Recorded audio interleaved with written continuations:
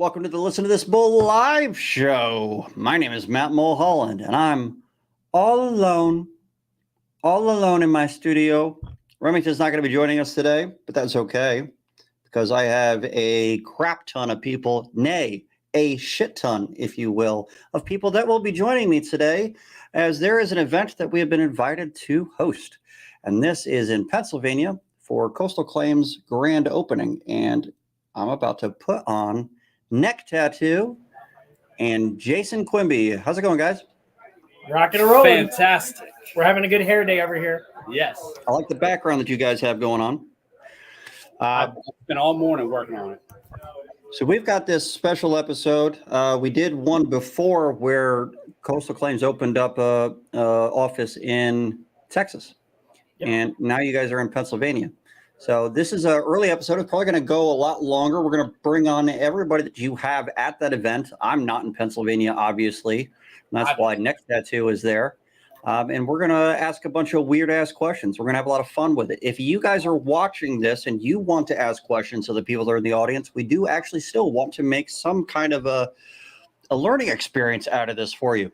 So all you have to do is put something in the comments, and we will answer those questions of whoever it is that's coming on about anything. You could ask us what brand underwear we wear. We will answer that. We got you as a PA. We got Quimby a PA. We got DiUlio here, who's an attorney. We have another attorney here. We have a bunch of contractors here. We got a ton of people. So we got opinions ready to fly. Move your mic a little bit closer to your mouth. I tried to do a sound check earlier. Is that a little I don't think that mic is working. I think you're doing the mics off of your computer again. We'll get this figured out. Stuff on the road, it happens. Yeah. All right, so Quimby. Yes, sir. I'm going to ask you a question after I do this.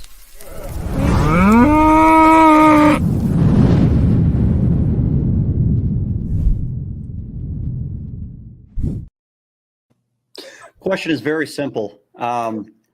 Since we've started this show early today, I did not give myself the opportunity after teaching class to go and run and get myself a beer. So what do you think I should be drinking? You know my go-to. I just got back from Ireland, so there's not much Guinness left there. So I'm going to go, if you have a Guinness, go after it. I don't have any Guinness. I wish I did. I do love Guinness. No Guinness here either, unfortunately. So Corona happens to be on tap today. Sad state of affairs here. I might pour myself a harder drink with some ice. All right, so what's going on over there? Tell me about how this event is going down, what you guys have done so far. Well, we had John Sinak's class. Oh, John Sinak's in the house, too. So how's it sound? Is it better? I turned it up. You hearing me? Does it sound better?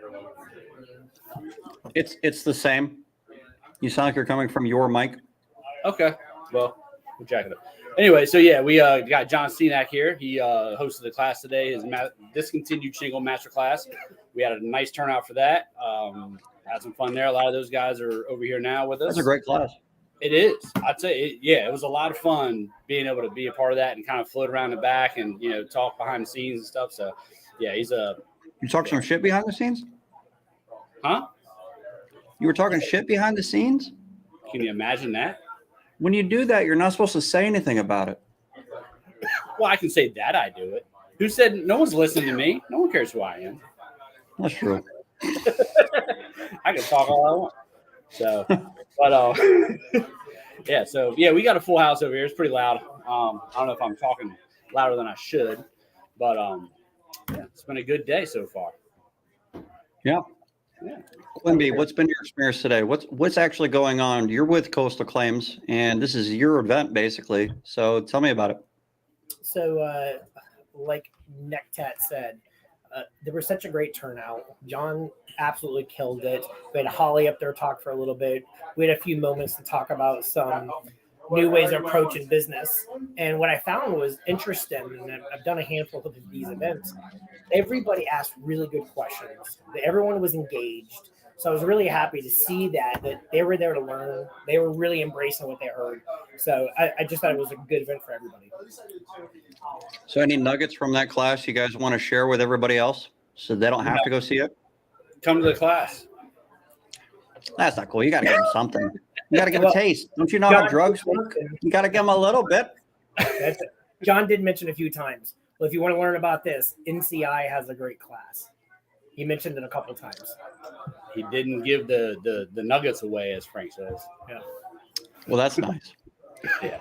I'm going to remove myself from this, let you guys keep talking to each other. I'm going to grab myself a beer.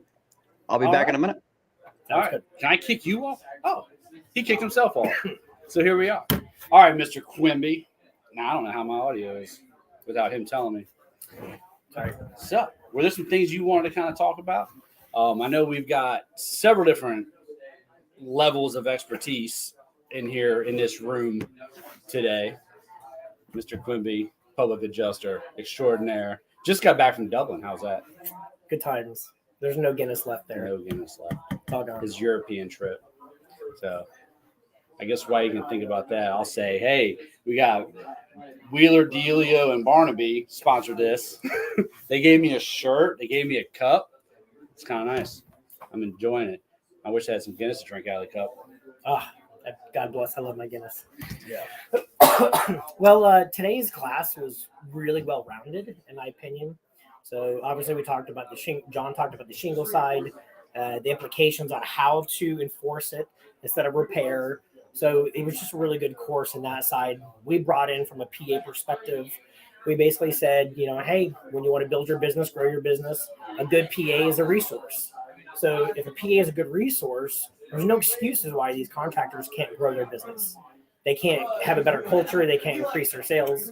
So like we talked about today, if you follow a system, which stands for save yourself stress, time, energy, and money, by following a system, we believe PAs are a good resource for these contractors to help make their lives easier and improve on the efficiency. And obviously, if they have a better work culture, they'll grow their business a lot more better.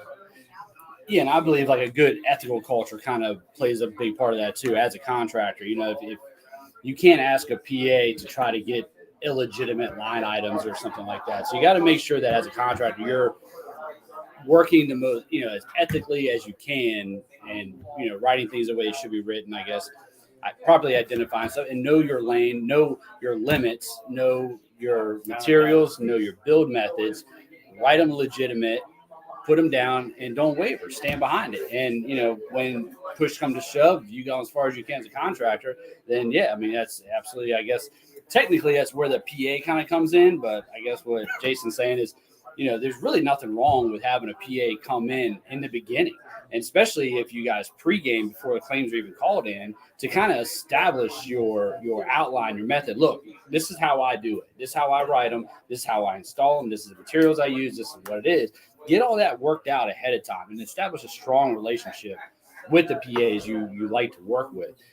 But again, as long as you remain ethical and legitimate, no matter which PA you work with, as long as they're still ethical and legitimate, they should almost mirror each other with very little nuance. 100%. A lot of times I say contractors across the country are roofing experts. That's all they do. They put on roofs. Obviously, gutters and sides might be another component, but that's building. The construction side, for at least the envelope, that's what they do for a living. They're experts in this. So if they have to go to court, that's what they're experts in. PAs are the policy experts. Our interpretation and our ability to at least represent what the policy says for the policyholders' benefit, right? Mm-hmm. That's what we do. We stay in our lane. So we're really big on, we really should be a partnership. Yeah. So we're helping each other out for sure. Yeah. I mean, I feel like the best outline, once coverage is extended, is that the right term? I'm not a policy guy. Once coverage is extended, we acknowledge we got damage. The contractor needs to develop the here's how to fix it. Here's the proper way to fix it with all code, manufacturer, everything I got to worry about. Am I in a little tiny downtown historic district that's going to have tight quarters? Do I need special, dump kind of consideration? Like, do I have to go small trailers and work within certain hours because city, regulations won't allow me to have a big truck or trailer in there at a certain time or whatever? Once I develop all that, the PA has to then take that and apply it to policy. If they have exclusions and endorsements or whatever needs to be kind of taken into consideration, but that's 100% that hand-in-hand kind of correlation and cooperation that Absolutely needs to be in place. But other than that, so we talked about sales today. We talked about marketing, and the missing gap. We feel it's not being or executed properly in the industry across the board is one, being consistent, and two, standing behind your product and understand your value. So we talked about it earlier today is there's three sides to sales. Any sale in the world has to be built around these three principles. Is when you're selling something, you're making decisions based on these three things: the product, quality, service, and price. That's it, but you only get to pick two. So when we tell contractors, don't lower your price to get the deal. You need to sell your services, the warranties, what you're going to stand behind, your integrity. That is the value in what you guys do for, as a whole. So we kind of emphasized a lot about that today, or at least how to help them grow their business forward. Yeah, and that trifecta we talked about in the car. It's called the unattainable trifecta: good, fast, and cheap. You can only pick two of the three. You can't have them all. Have it all. So either good and fast, but it ain't gonna be cheap. It can be cheap and good, but it ain't gonna be fast. You can run the whole gamut on those three. So that is 100%. And now, I'm a firm believer in this is my price. This is what it is. I'm not wavering from it because an adjuster doesn't agree with it. I still have to, run a business, support a family. I got bills to make. So let's cut to the old nut cutting. It is what it is. It's sorry, Mr. Adjuster. I don't care if ITEL says, they can supply a questionable material for less. That's not where I'm getting it. I have established relationships with my suppliers, and I know that what I'm getting from my suppliers is quality. And if I have any issues, I know I can call them and they're going to back it up and they're going to take care of any warranty claims that, come out of that. So I don't know if ITEL has that. Like I said, discontinued material, DMI, DMU, discontinued material international. Is that ITEL's source? Oh, hi, Matt. Discontinued Materials Inc. Inc. Is that what it is? Yeah, I was like, you're close. Whatever. Yeah, that's I've been DMI. wrong, so I don't know. It's an interesting place. Yeah. So, Me and CNAC, when CNAC steps up here, he wants to get into that, the ITEL pricing. So that's come on in. Well, he's pregame. He's getting he just got here about 20 minutes ago. He's getting a couple beers in him, so he's nice and warmed up for it. There you go. We can pull him if you want. Want me to go drag him up here? That's what I started doing. I decided to forego a beer and having gin. Oh. It's very sophisticated. Yes. I'll add in something that I had to jump in today in the conversation. John was speaking, and a lot of contractors, like I said, were asking great questions. Hi, really nice meeting you. You too. Bye, Holly. Be good. And I found myself jumping in to kind of almost correct their mindset, where they got caught up in trying to argue why they have to use Xactimate, why they have to follow this rule, or why they need to have three. I say goodbye. Nice to meet her. If you see her, I don't know where she is. I don't want to interrupt your conversation. It's okay. Okay. So we were talking about, I got O&P covered because I got 3 trades. And I just jumped in and said, can you show me in a policy where it says you have to have 3 trades? Can you show me in a policy that says you have to use Xactimate? Can you show me in a policy where it does or doesn't say these things? And I wanted everybody to understand those are the values of what a PA should be able to represent, is understanding we're only fighting what the policy says, nothing more, nothing less. The policy does say that they will pay the amount that's reasonable and necessary. So if you're using a contingency contract as a contractor and you're basically allowing the carrier to decide what the amount of loss is, then aren't you putting yourself in a position where, granted, I'm about to take the opposite position here and say that the contractor might be negotiating the amount of loss on behalf of the policyholder in that case, because they're accepting on behalf of the policyholder that they will do their work for that amount. So the policyholder does sign that contract. So I'm flapping myself back and forth. Look, I'm like a fish out of water at the moment. I can't seem to figure out what side I want to take on this. Well, the conversation was, what's the other one besides Xactimate? It's like Stability. Stability. Yeah, Stability. So the conversation was they have to get a quote through Stability. Right. So they had to get an estimate from Stability. And I go, there's no policy that says you have to use that system or that system or that system. 100% that's true. Although never say there's no policy that says one thing or another. You're always going to find that someone's going to be like, I've got one. 100%. I have yet to 100%. see a policy. I have That's yet it. personally to see That's one. a much better term. Yeah. Yeah. That's a good point. I tell contractors all the time, there's no two policies that are the same. It needs to be reviewed. Just keep it simple. You can't stereotype some policies just because they're from State Farm. Yeah. Granted, they're going to No, boil a lot of stuff, but yeah, I mean, there's always going to be, and who knows? It could be a newer one that has something they slid in there that could change everything. So, for that claim, that specific. So, all right, hey, we've got Mr. Tony DiUlio eyeballing me right now. DiUlio. That pretty sure. He's. I'm wearing all his stuff. I've been claimed. Dude, Tony is one of those super knowledgeable attorneys that you really just want to have a beer with and hang out with. You'll probably end up talking about balls in reality because he's also cool as shit. Yeah. But if you could get him onto an industry conversation, you learn a lot from that guy. Yeah. Well, I talked to him a little bit today about, kind of prepping, like, hey, is there something kind of, as a family guy would say, grinding your gears right now that, you kind of want to shine some light on. So I don't even understand what it is he's saying. So I can't wait to dive into this one. I like being the idiot in the room. Is he coming on right now? He can be. He's standing right there. Are we ready to segue?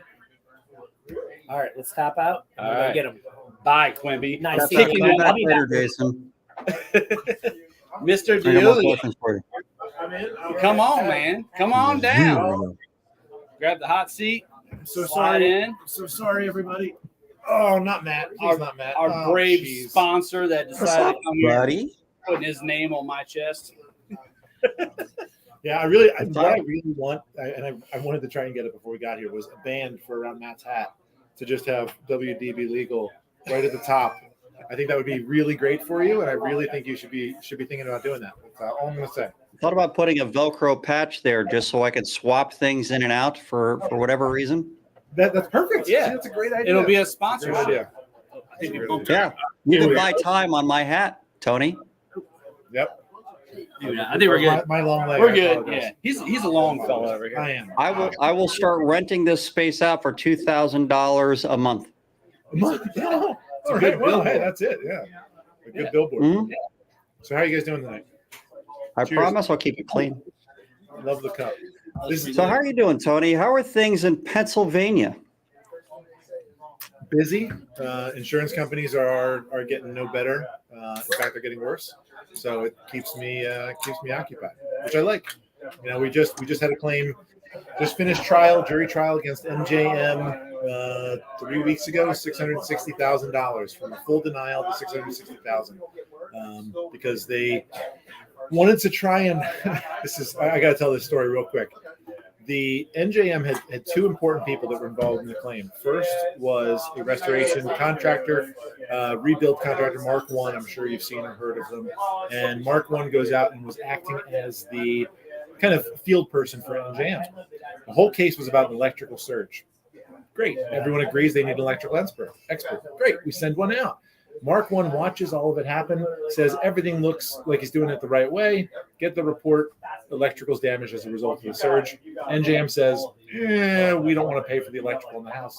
So sorry, the case is denied. All right. So then they get an engineer after being contested by the public adjuster. Engineer writes a report. At trial, we find out that engineer has no expertise whatsoever in electrical work, says he's not an expert in electrical, can't provide an opinion about it. But that's the person that NJM relied on for the entirety of their denial and has now lost $660,000, is facing bad faith claims in New Jersey as we speak. It's crazy. Is that the carrier's fault or the engineer's fault? The carrier's fault. I would put a little bit on the engineer, by the way. False representation. Yeah. I put a lot on the engineer.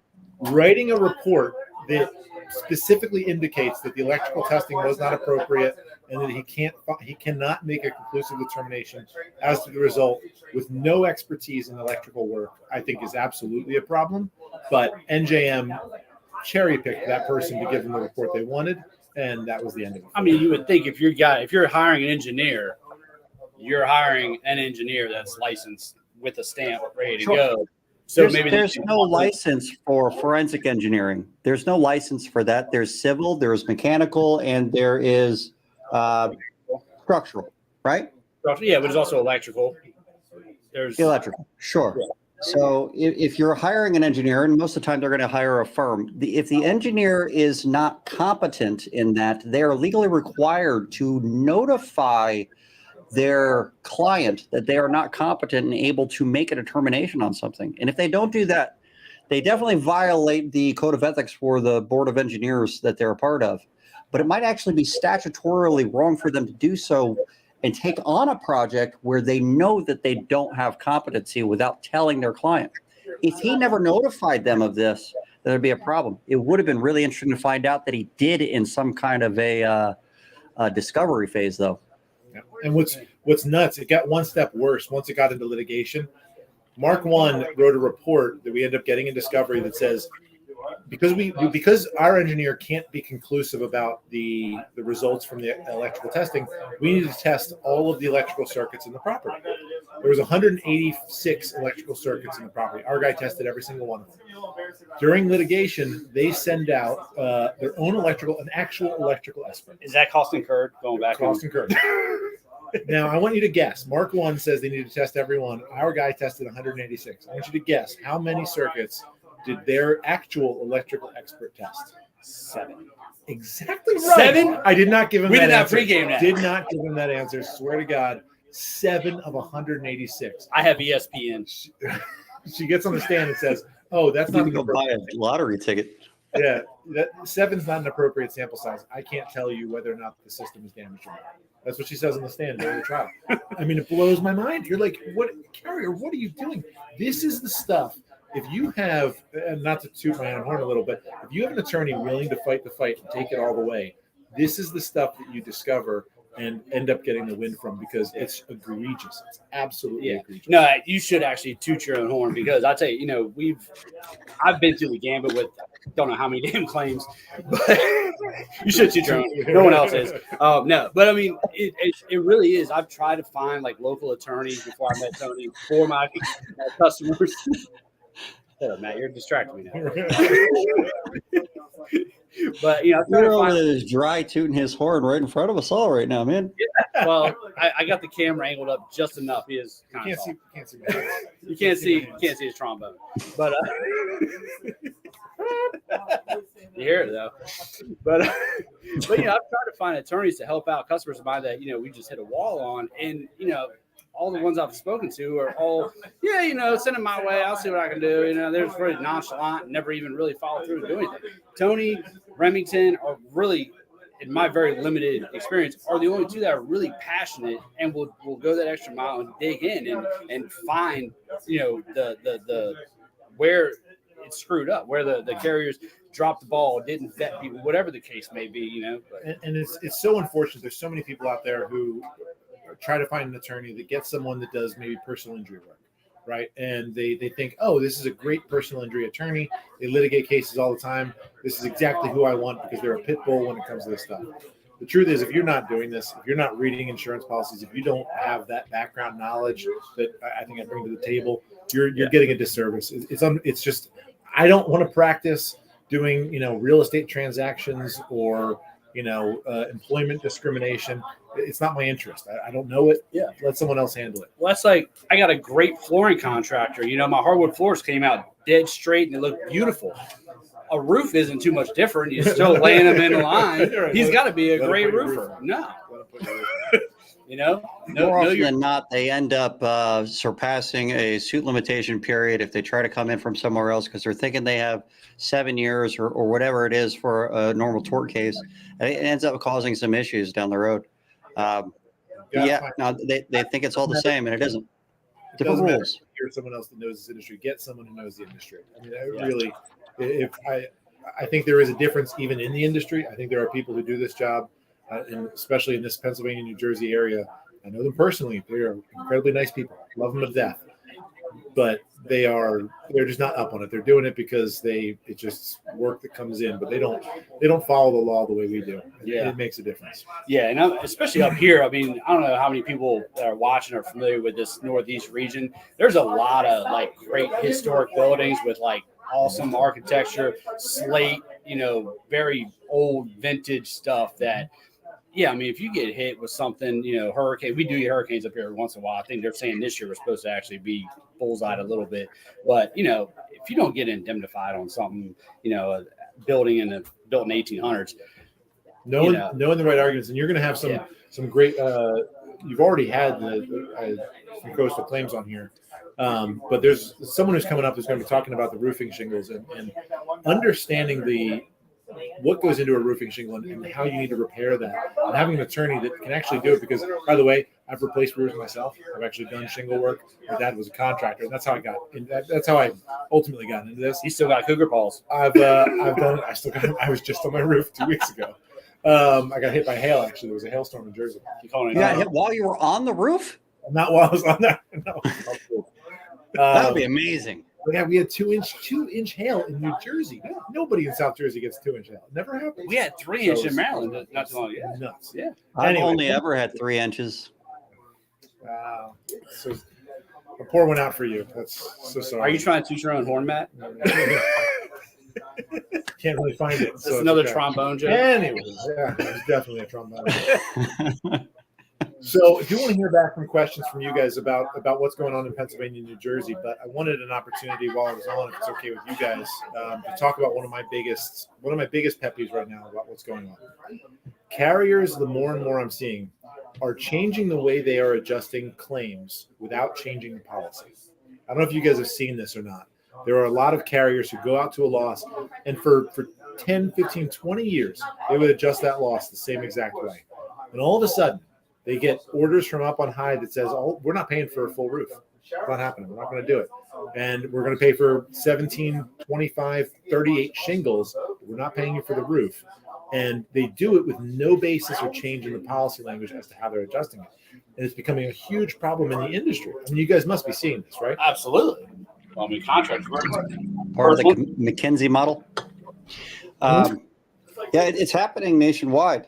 Can you tell me, is there something that's unique about Pennsylvania, New Jersey, the areas that you work in, that really make it stand apart from the way claims are handled out there versus other places?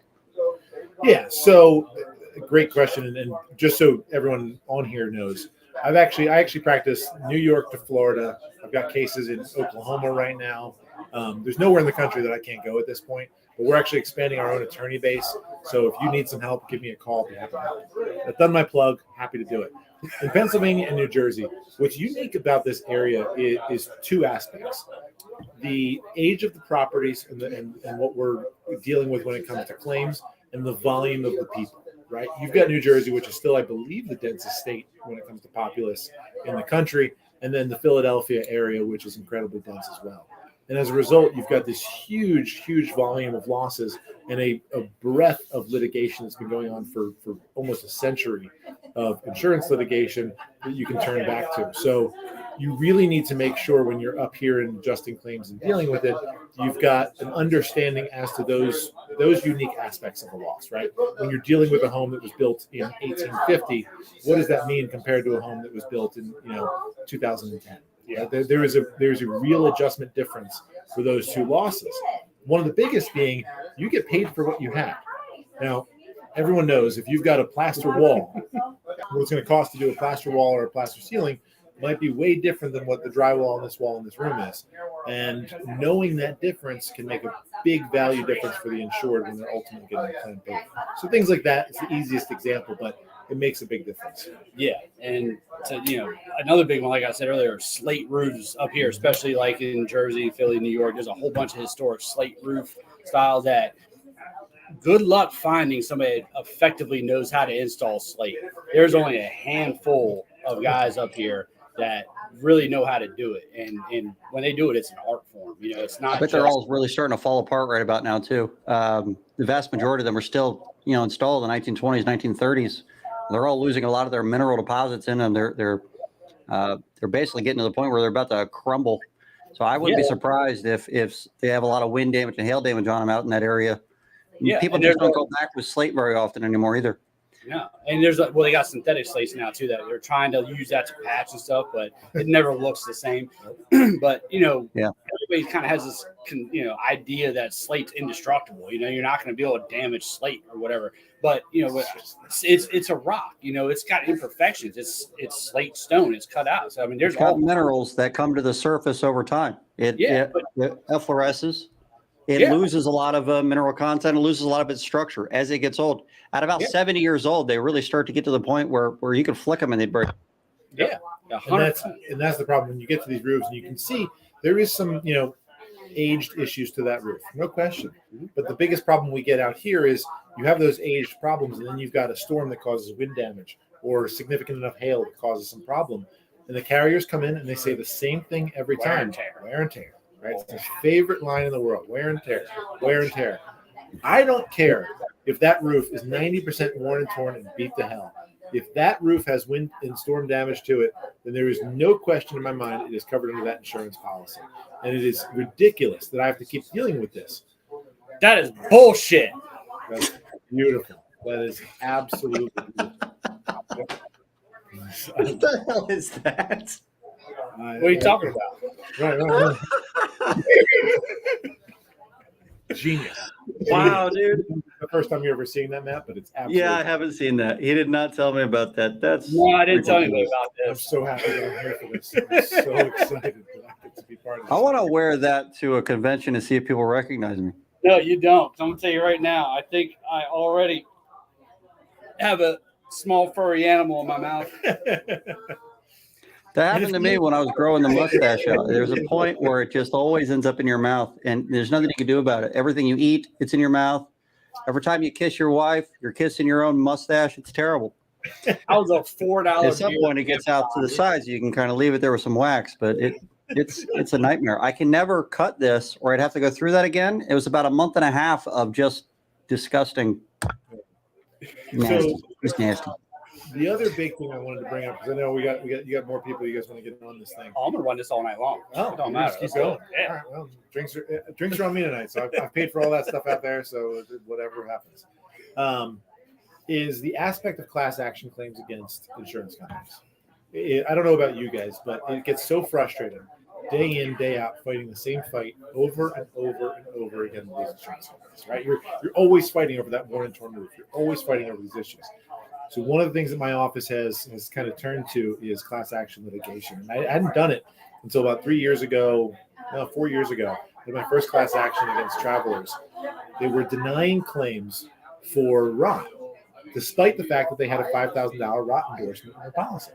And their claim was, well, yes, we have a $5,000 rot endorsement. If you don't know about it and you discover it, you got coverage. But there's an exclusion in the policy for long-term water leakage. Well, I said, how does rot get there? the travelers, every rot claim that's ever existed in the history of a property claim is from long-term water damage. That's what you've got. Dry it rot. for. Right. It's dry Right. rot. It's all dry rot.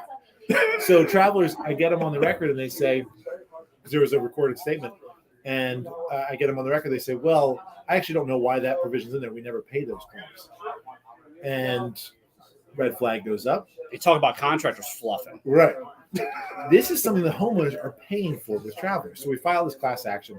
It becomes a nationwide class action. Travelers not only agrees to pay the claims and pays out very significant sum of money, but ultimately agrees to change their practice. And that was the most important part to me. I look, the money's a great way to do it, and I appreciate that it pays for us to do all that we do. But the truth is, having the national change in practice when it comes to travelers to say we're no longer going to deny rot claims under the endorsement for long-term water leakage is huge for property owners. We did a calculation. We figured out, because throughout discovery we get all the claims that happen, to figure out over the next 10 years what that's going to mean for travelers and payouts for claims. Take a guess what the number was. Once they make the practice change, what the monetary value is to travelers. I'm sure by the time you expand on a loss and how far the rot goes and the amount of restoration that goes into, I mean, we're probably gonna $500 million. $947 million. $1 billion. in practice change from one class action. And look, it's one issue, one tiny little issue, but across the country, it makes a huge difference for homeowners. And that is the type of change that we really want to push. We've got class actions now that are going against multiple insurance companies to try and change their issues. We have one, I won't mention the name because it is an open case, where they actively lied to the insurance department to get a policy endorsement approved. And they sent it into the insurance department without a preamble that they sent to all their policyholders that says that this is a reduction of coverage. And instead, they leave that out, don't tell the department it's a reduction, and get them to approve it thinking this is just a clarification of coverage, when they knew it was a reduction, and they're not allowed, as a matter of law, to reduce coverage in renewals. And we find this out because of the work that we do behind the scenes with the insurance departments, with everybody involved, and that's the type of stuff that's really going to make a difference in this industry. Is that public record? Finding out what's in the application for the policy? It is. Really? Yep. So, and it's one of the secrets in the industry. So anybody that's listening right now is going to find out a secret. You're going to have a hell of a time navigating the site, but the SURF network, SERFF. If you go onto the SURF network, it has nationally every single application for every single insurance policy, whether it be automotive, health, life, property and casualty. It's all on there with how they actually apply. The problem becomes finding the information on the site.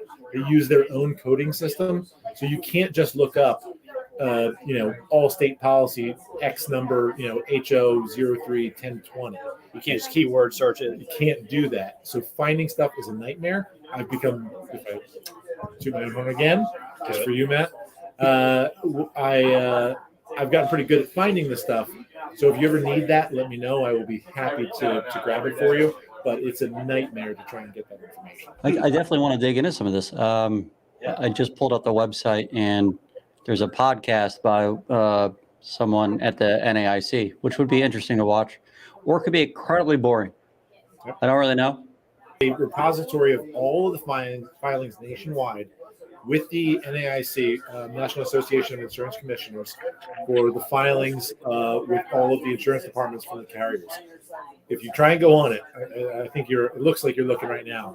I'm telling you, you're going to have a heck of a time trying to find a specific thing, but it is on there, and I will be happy. Anybody that is listening to this, shoot me an email. I don't know if you can put my email address somewhere on there for them to see. Shoot me an email. I will walk you through what it takes to find this stuff, but it is unbelievably valuable, because one of the best things you can use against the carrier is to say, hold on a second, carrier. For 30 years, you had a policy that said X, and you were covering it a certain way, and now you've changed it to Y. And you've changed it because, for example, you've added virus coverage for the COVID-19 things. You added it because you were paying for it before. I've got one of those old policies. You made the change because you needed to add that coverage in. I've got an old policy. It should be covered this time around.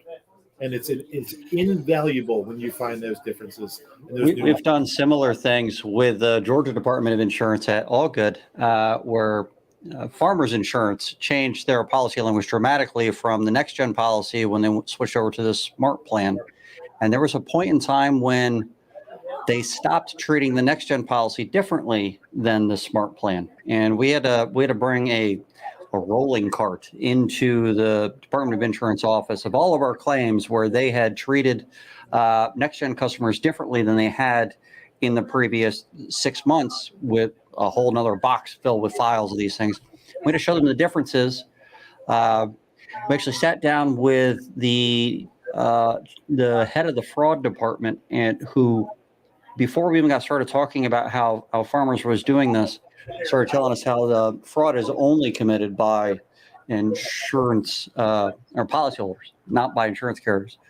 And then that guy left, and then we basically laid out all the fraud by the carrier, where we explained the differences between these two policies. And the department head that was there did recognize the SMART plan and the language in there, and recognized that they approved this, and there was a debate apparently behind the scenes about whether they should or not.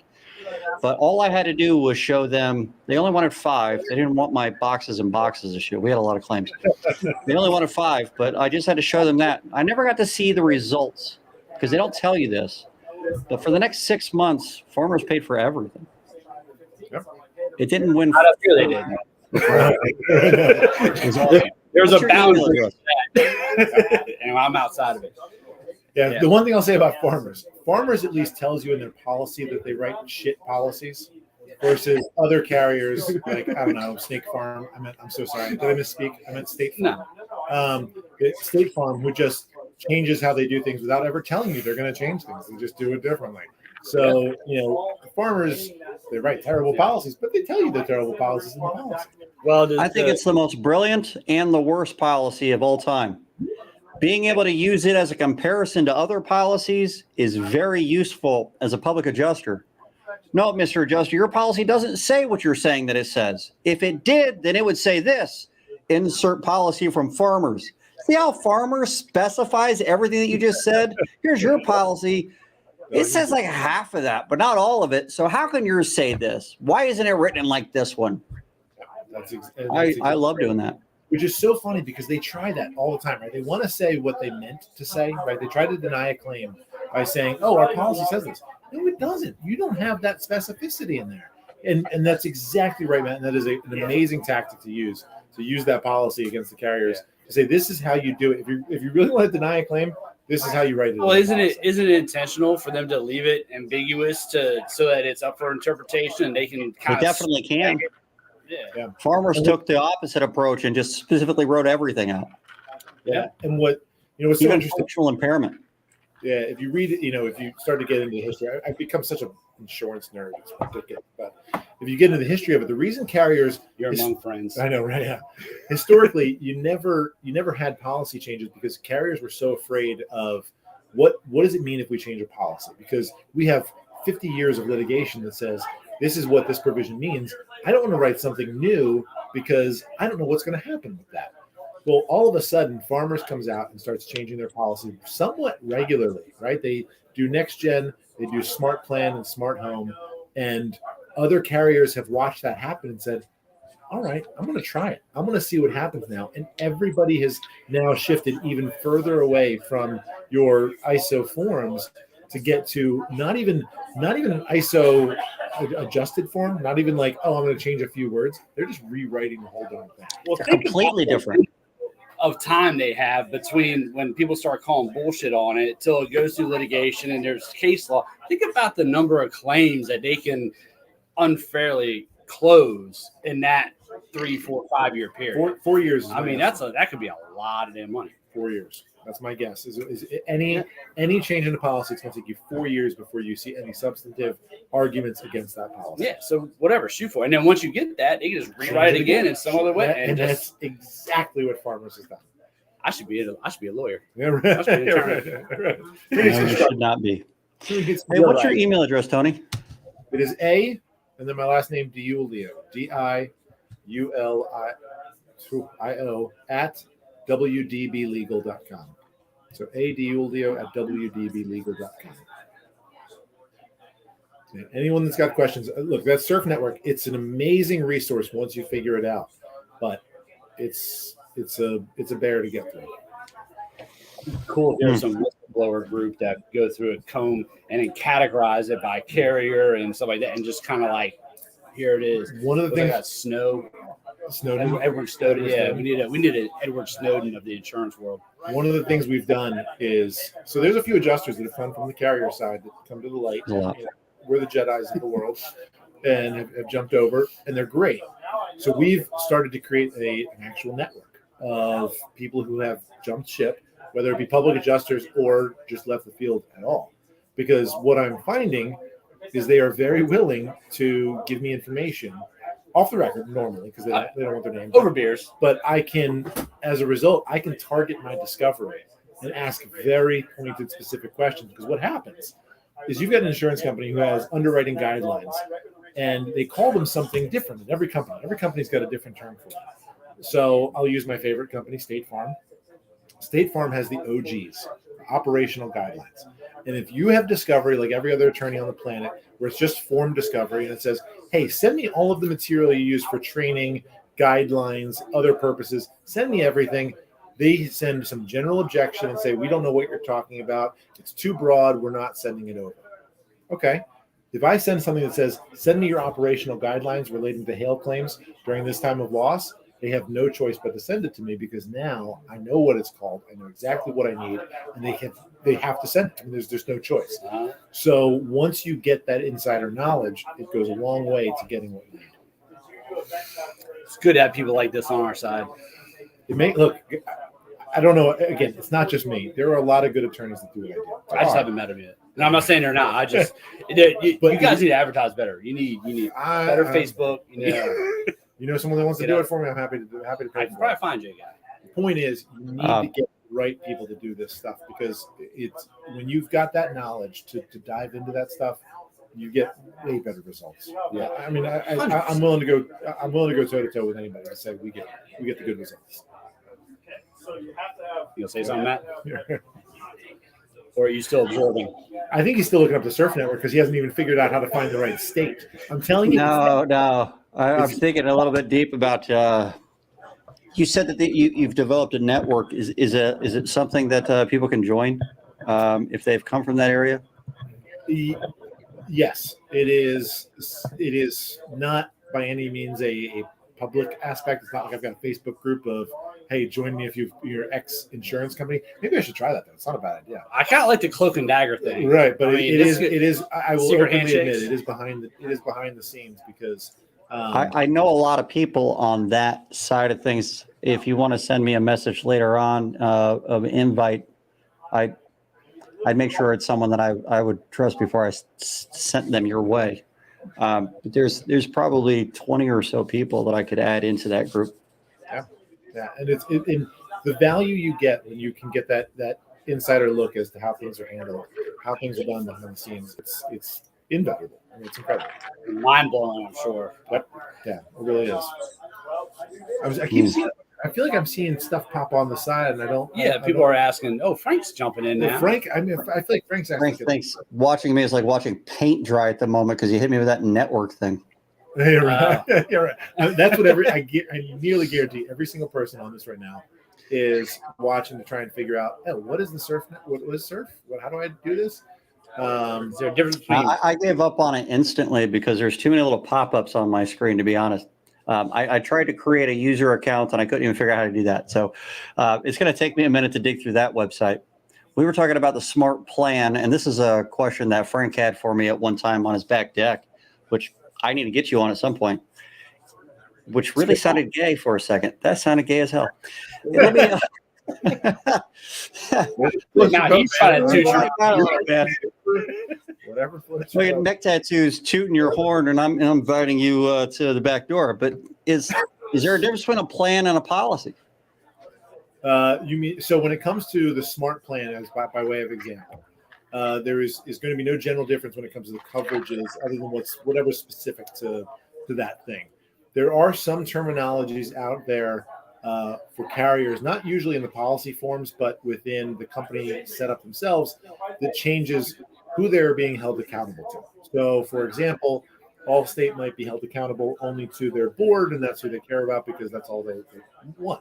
If you've got a mutual company, on the other hand, you've got a larger collective that might hold more accountability to the public and who's part of those actual plans as part of the insurance interest. So if you've got a mutual company, you're actually a member of that organization and arguably have some say. It's all BS because you're just 0.003%, but it's the concept that's involved. Otherwise, when you're seeing something between the smart plan versus the standard policy, there's no real significant difference for our day-to-day.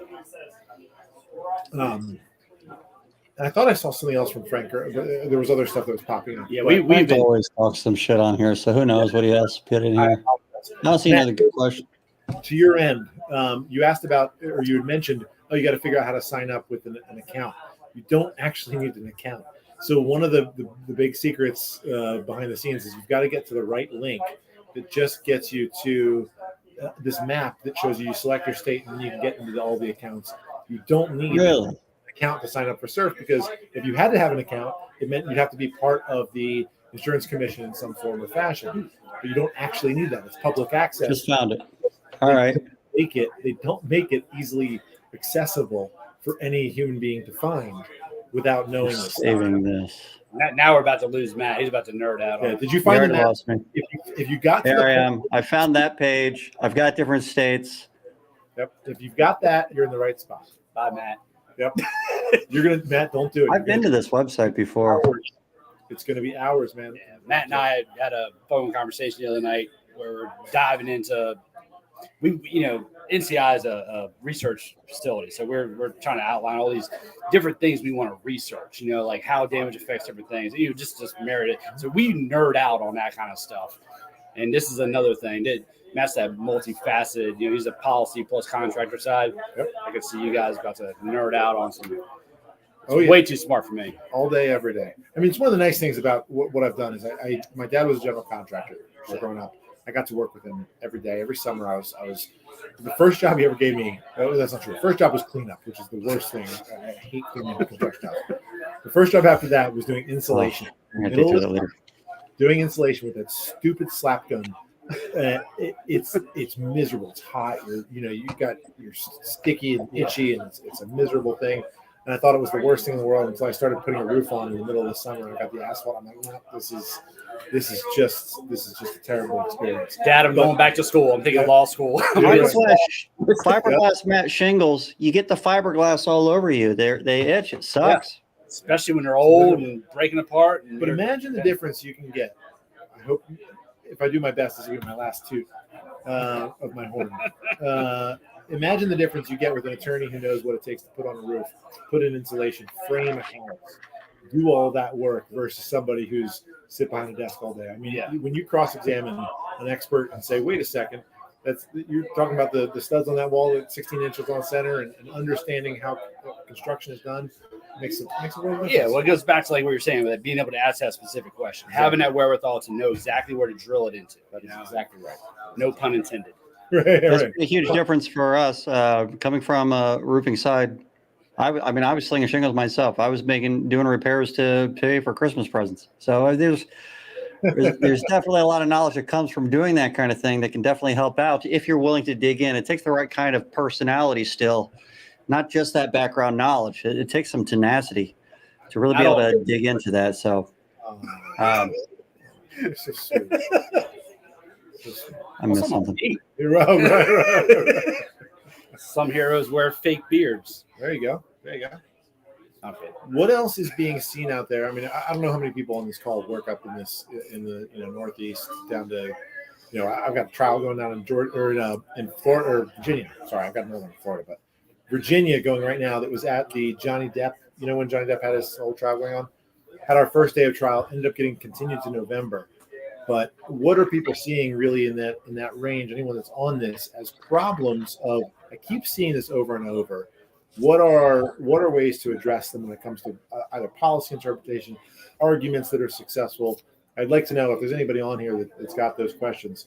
More than happy to join in.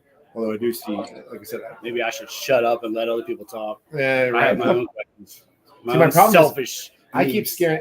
I want to stare at the camera because it's better. Well, that's why I put that little TV back there. So I know, but it's centered for you, but not for me. I'm so handsome. I'm going to do this. So now I look like I'm looking at the camera. Look but at that. I'm actually I looking at told the like screen. I people don't think like, it's working. you're rubbing elbows, literally rubbing elbows. Yeah. It's not the only thing you're rubbing. Orange about the two.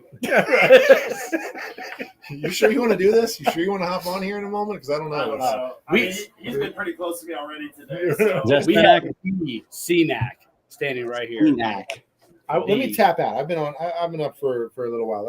I'll tap out for you guys. If you guys do have questions, I don't know if stuff's popping up. Yeah. Ohio. I put your email address in there. All right. Oh, so I'm No, gonna no. go home tonight and I'll see 60 emails. No. Hang on. Yeah, I finally got a question in. Of course, it's Frank. It feels like the Northeast and the North-South in respect to claims. That area is growing so much lately, in my opinion. What are your thoughts? Well, the North-South doesn't exist. It is not a real place. No, that's Is the new- I read it wrong. Hey, so one of the benefits of alcohol is that you don't care about what you're reading as much anymore. All right, now that I've gotten past that, let me actually read the question from Frank. It feels like the Northeast is the new South in respect. I don't know. What What does that mean?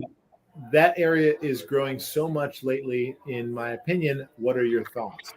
If you in the Northeast is growing, I would go toe to toe with almost anybody other than maybe Florida when it comes to claim volume. The Northeast is just going nuts. We've always been high volume, high claim. There's just because again that volume of We're people, high density. Yeah, exactly. We're right? high You're density. just going to see a lot up here. Yeah. So if you're talking about South, meaning Florida, sure. I think we're probably close on numbers to what you see in Florida. But in places like North and South Carolina, short of that, those hurricane seasons and other stuff, you don't have the volume of everyday claims that you're going to see up here year round. We get frozen pipes, we get hail, we get a lot of wind. hurricanes, we get A lot of wind. And one of the biggest things, I mean, I think you'll back me up on this. People think of wind like it's got to be a hurricane type storm that comes through to cause damage. It is this general conception that my roof will be perfectly fine in 50 mile an hour, heavy winds. That's not the case. If you've got an older roof, if you've even got some newer roofs that might not be done appropriately, you're going to have issues with high winds, even if it's not, hurricane winds. 40, 50 mile an hour can cause damage to a roof. Yeah, or you could have 70 mile an hour winds that break a lot of stuff loose, and it goes unnoticed for a little bit, and then this little 30 mile an hour blow is what finished it off. Yep. It just got worked to the point where it's ready to fall. It's like shaking the apple tree. Yep, absolutely. Yeah, absolutely. And we get that all the time. Yeah. No, Frank, you were right. By the way, you don't have to type new again. You typed new the first time. Matt just doesn't know what he's reading. So yeah, he can't. It was. I blame it on the alcohol. That's fair. Yeah. Yeah. Frank, show Is your it good? location. Are you on your back porch? Are you back deck? No, you're coming on the show now. Yeah. We're gonna bring the CNAC on here. This guy's working. The one only. Tony, it's always a pleasure. We need to put you on the schedule to actually have you on the show again. I'm going to be in Pennsylvania at your event soon, and I'd like to find a time to put you on together. Get you another beer. Get a drink. I got to plug it once. Yeah. Everybody that's on this call, I am personally putting together a conference. For those who don't know, I put on a monthly lunch and learn to try and give free information to the industry, to try and help contractors, adjusters dealing with these claims. And we are recognizing that the education system for these guys has not always been the best.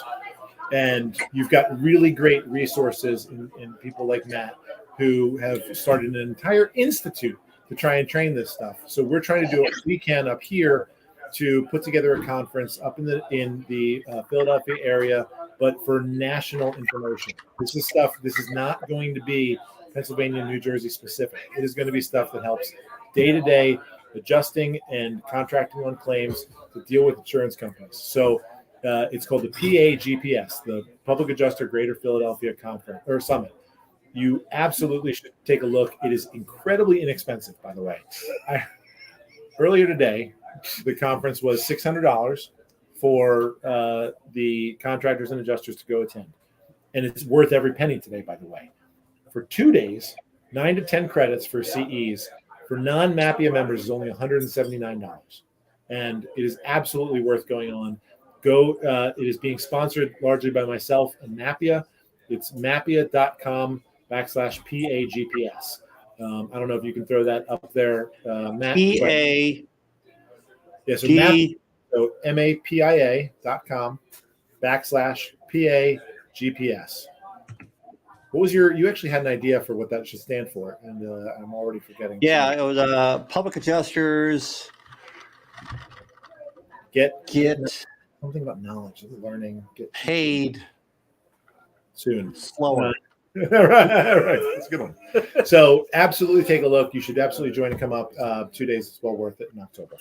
I'm already here. Let's do it. All right. We'll get some Phillies. Yeah. Cheesesteaks. Get you a cheesesteak. Thank you guys so much for having me on. Really appreciate it. Frank wanted to say hi to you before you left. Yeah. Yeah. Down here in the north-south. Where are you? In the north-south. You're doing the north. Yeah, right in that north-south spot, right? So it's between east-west, right? I think that's right where it falls. So it should be good. I think you hit right, very central looking, also known as Kansas. So, All think- right, guys. Thank you so much. Unless Frank, you had a question. Unless you had a question for me, Frank. No, I mean you got most of what I was getting at, but you guys felt like it was kind of drying up on topic, and I've noticed a tremendous amount of explosion from about Ohio over to New Jersey, and Yeah. Contractors that are super knowledgeable, like on their cool J, public adjusters, attorneys, organizations.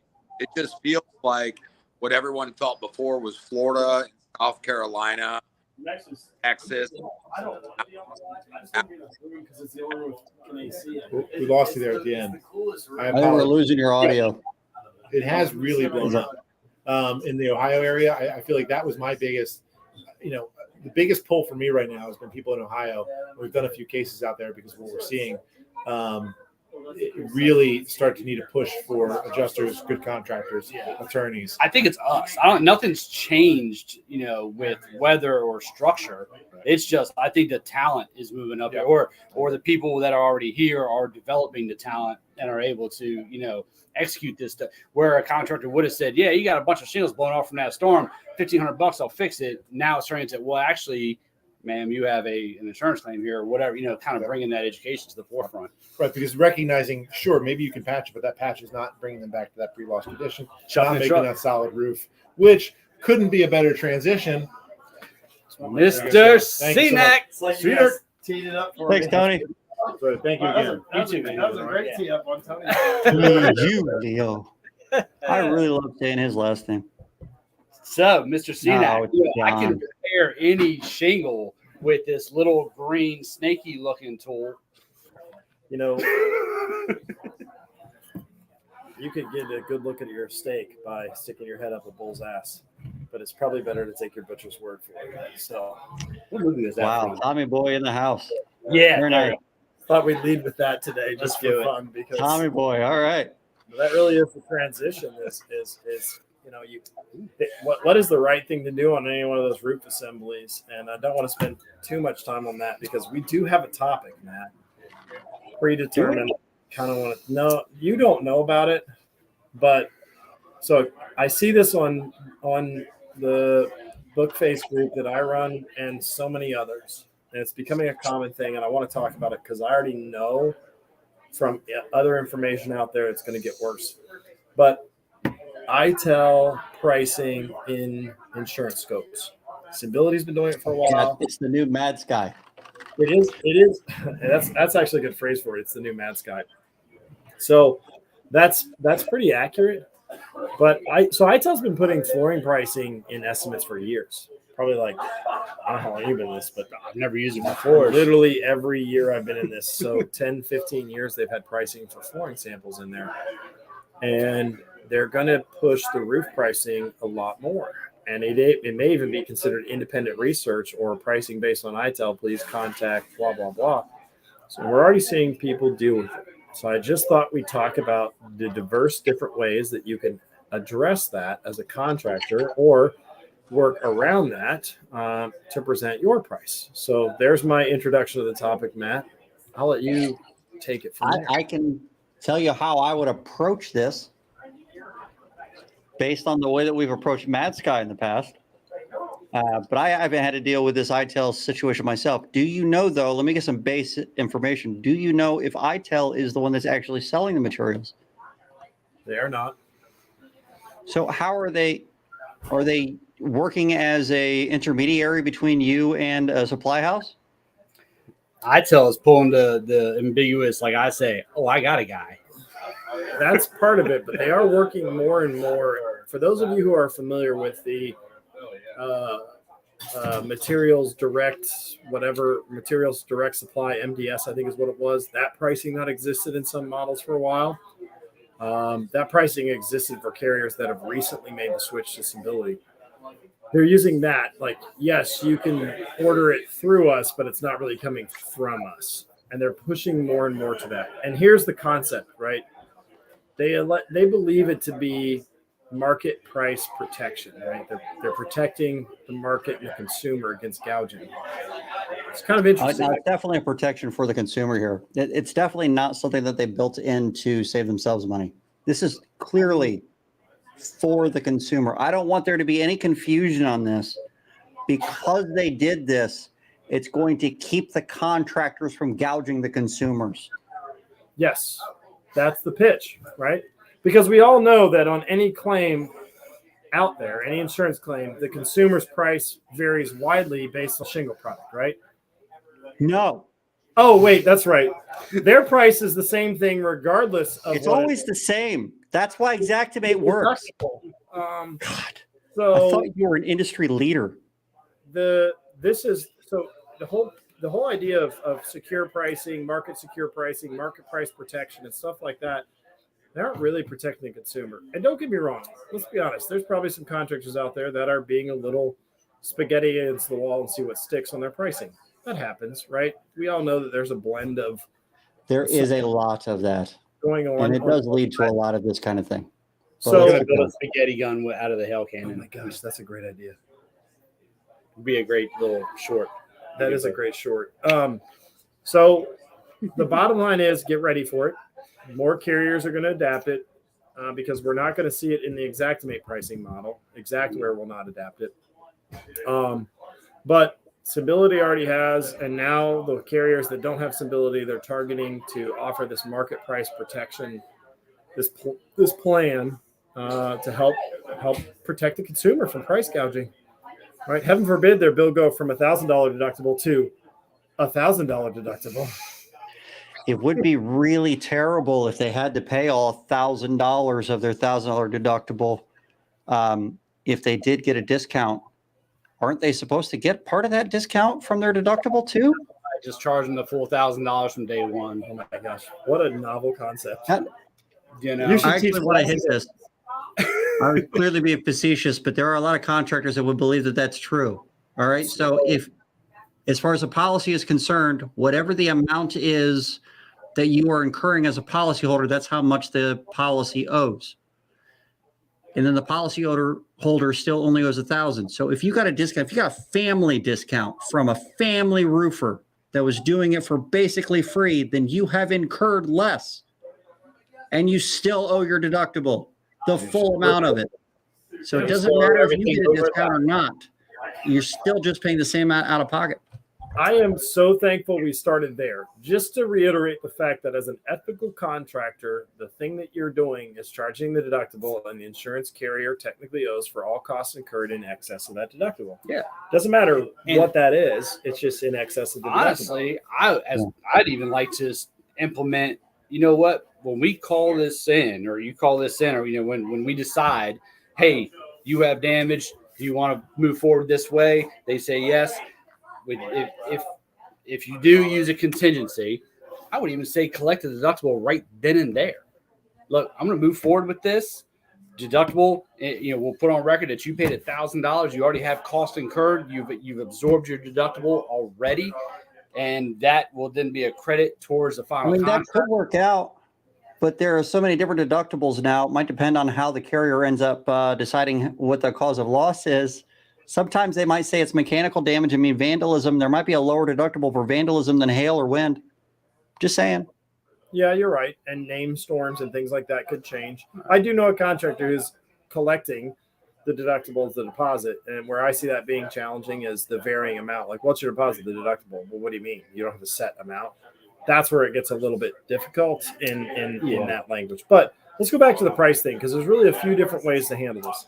Number one is contractors. We know, and we should know, that it's probably out of our area to really negotiate or discuss price. Probably a better discussion for an appraisal or a public adjuster, right? So your price is your price, right? And I kind of like, I've adopted that concept, and there's a few different ways you can do it. One is write a really good scope, send it in, and stick to it. Just FYI, I have an arsenal, and I'm ready to unleash. So you let me know when. Oh, good. All right. Well, then let me bullet point mine. You take that private number. No, because that's probably a good thing. It was only fans. So let me talk a few of mine. The other one that I really like is just sign your contract and send it in, because the whole concept of reasonable, necessary, and incurred applies there. And, you know, like, it's kind of goes back to, hey, we can't dictate who your contractor is. Can they really dictate what materials you buy and where you buy them from? I mean, there's kind of a fine line there. So, but a signed contract really is a very good expression, especially because keep in mind, some of these models are going to have Xactimate pricing, and then the carrier is going to put in an ITEL price. So what does Xactimate say the price is? The price It of any includes job nails. is what the consumer agrees to pay to the contractor. Shipping. Right? So that's it. Show them that you have an agreed price and send it in. I really like that model more than anything else. And then the other one is getting nitty gritty and showing the pricing in your market. I think that's too much work for what you're getting. I mean, you're probably arguing over what, $5, $10, $15 a square. And I get it, that adds up. So if you really want to go through the nitty gritty of getting pricing and sometimes bids a couple $100 a square. it could be rough, but you could do that. So those are 3 base categories I see brought up a lot. Now let's expand upon those. Okay. Let me tell you where I went real quick with this. Sure, let me listen. With Mad Sky. And it was oftentimes it was on Liberty Mutual claims that had Mad Sky pricing on there. The pricing that Mad Sky had, they would go in and they would manipulate the material price to just be the price of the shingles that Mad Sky put on the thing. The installation of shingles included fasteners, but they didn't put the material price of the fasteners in. They only put the material price of the shingles in.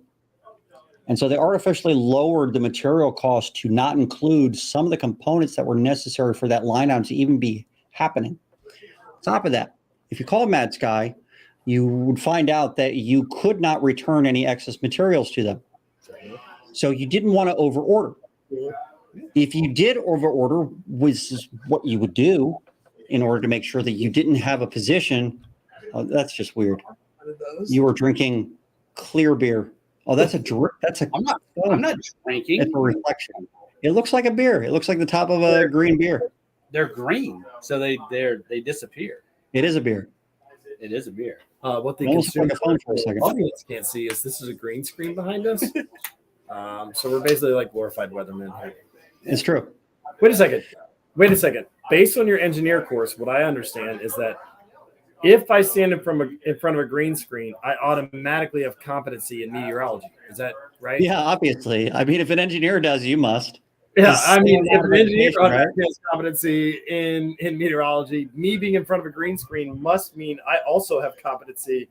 And so right up here, we've got the listen part of the logo. Of the bowl.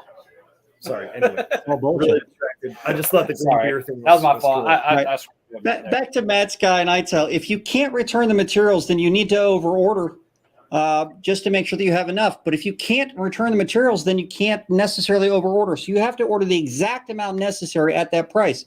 What if you run out of materials? Why can't If you? you do run out of materials, you Use should materials stop anyway. work Matt's guy, not you. in order to make sure that you call the carrier and say, I need to order more materials and it's going to take another week. So now I need to button this roof up in order to receive the materials at that price before I can install any more. So If I overorder and I end up with excess materials, what do I do with that? Can I do anything with that? Can I charge the carrier back for that? So they're leaving off the nails. Materials on any job, you're supposed to sell them to ITEL. That's the base model. That's what it is. Yeah, it leftover. That way they have it for the discontinued materials warehouse. Yes. Gotcha. I'm full of Gotcha. that. Which is It's all crap. legitimate material. I would to recommend we all call ITEL and ask them exactly how their program works, as if you're about to order all these materials from them, and find out what happens to the materials if you have excess, and go from there. One time. Can you call back and order a second round? Because if you can't, if you have to get their order exactly right the first time around, then the carrier better have the exact number of materials necessary. And don't forget about the nails. So let me recap Matt's opinion here.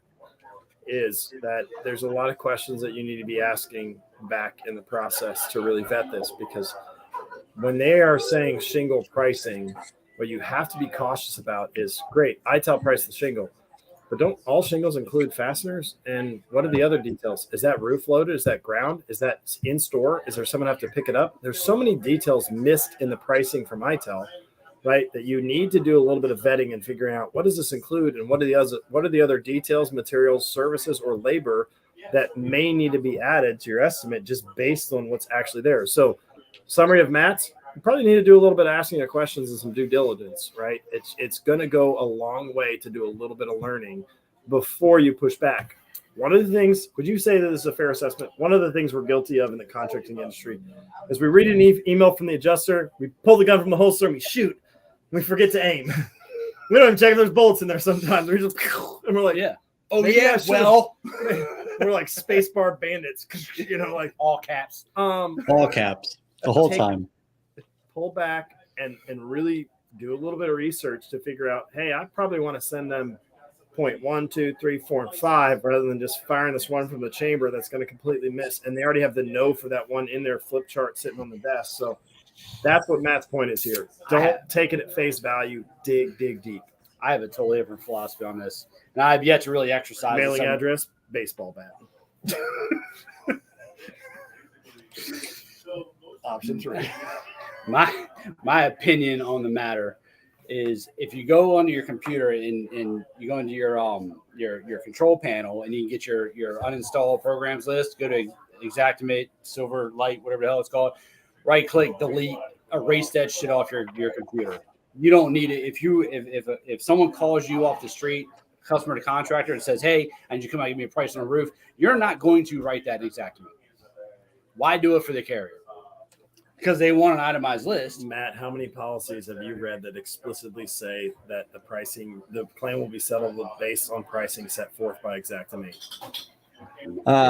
Do you want me to answer? Reasonable and necessary, but if you are doing a contingency contract, you are inviting the carrier to make that kind of a determination. You need a hat. This will be interesting. Oh my God. Glasses. We have John Mulholland over here to answer this. Careful, I think he sheds like a cat. Oh my God. It almost looks like ZZ Top. I feel like you should just trim it a little bit. It was a $4 Amazon buy. Impulse came All in. right, do this. Do this, gonna come apart. There you go. Did you see the Perfect. All right. So, how do policies work exactly, Matt? There's no policy language that I've ever seen as a PA that says that the claim will be settled on Xactimate pricing. Go to None of them. Not any of them. What if there's a contingency contract? Contingency contracts aren't real contracts. Yeah. Okay. So before we get into that page, yeah, Jason's dying. Yeah, you guys can see it. He like ate a dessert as I'm saying it too. And this was no one has a picture of this yet either, by the way. I'm fucking Ginger Santa Claus, Crocodile Dundee right now, and nobody has a picture of it. Like literally nobody has a picture. Where's our marketing girl? Anna! Get Anna. Oh my God. Get your camera, Anna. It's amazing how much better you look, though. It's kind of crazy. It is. It's great looking at the split screen. It's like looking in a mirror. I need a darker I didn't know beard. Matt was going to be here. Yeah. We have. It's Matt John Mulholland Mulholland, in the his house. distant cousin. He Yeah. also guest stars at the band ZZ Top. But It's you need a picture of the screen too, right? The camera's down here. You're good. You can take all the pictures of the Oh, screen. yeah. So Okay, that's right. I can, like, totally yeah, she getting away.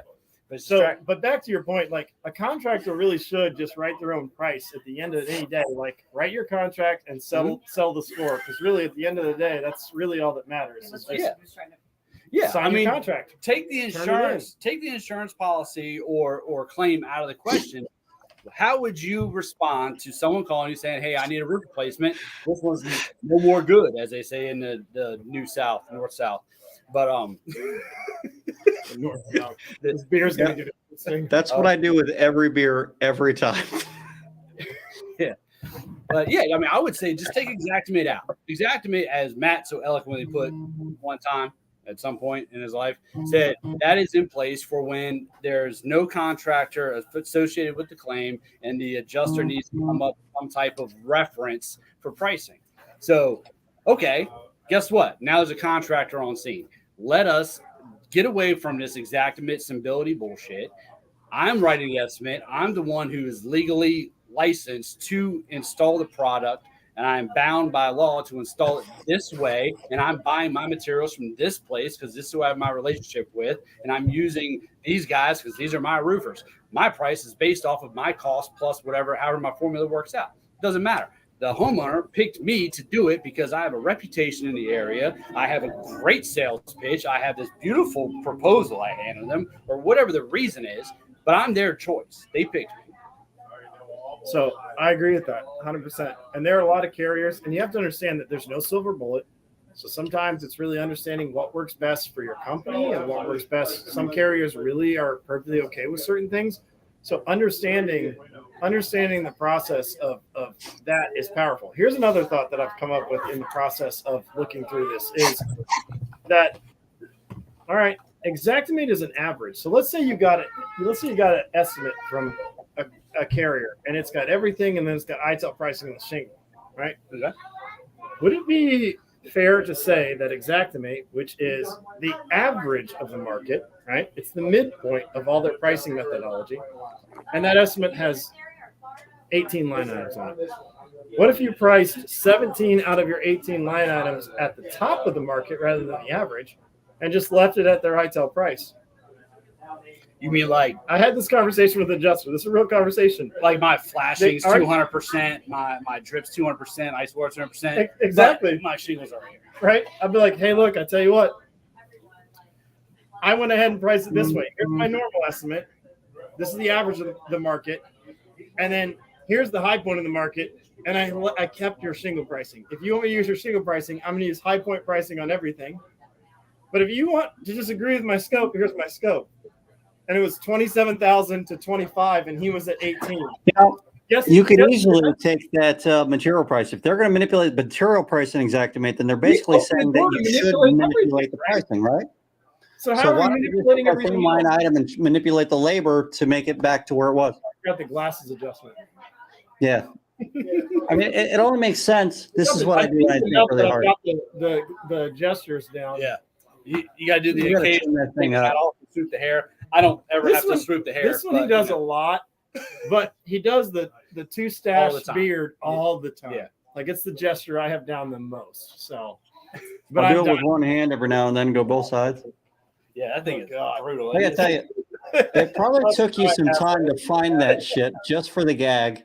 I'm impressed, John. You can't get more herpes. Oh, good. All right, perfect. But yeah, so if they want to open the idea of manipulating pricing, okay, you guys took a custom price on ITEL. Here's my custom price. I'll accept your ITEL price, but I've custom priced everything else. What's the custom price? Oh, really? I can't do that because it's the philosophy you adopted. And you did it. What's that comment? If they're going to manipulate it, then they can't say that you can't manipulate it. Detailed Xactimate roof estimate because there are other roofers in the area that would do it for less. Back to the contractor of choice. Contractor of choice. Homeowner has the ability, or policyholder, depending on what you're saying, homeowner has the ability to select a contractor of choice. Number two, I encourage you to make a few friends. So I had this come up before where I'm like, hey, look, Nathan, I need you to go out and provide a bid for this. They need a competitive bid.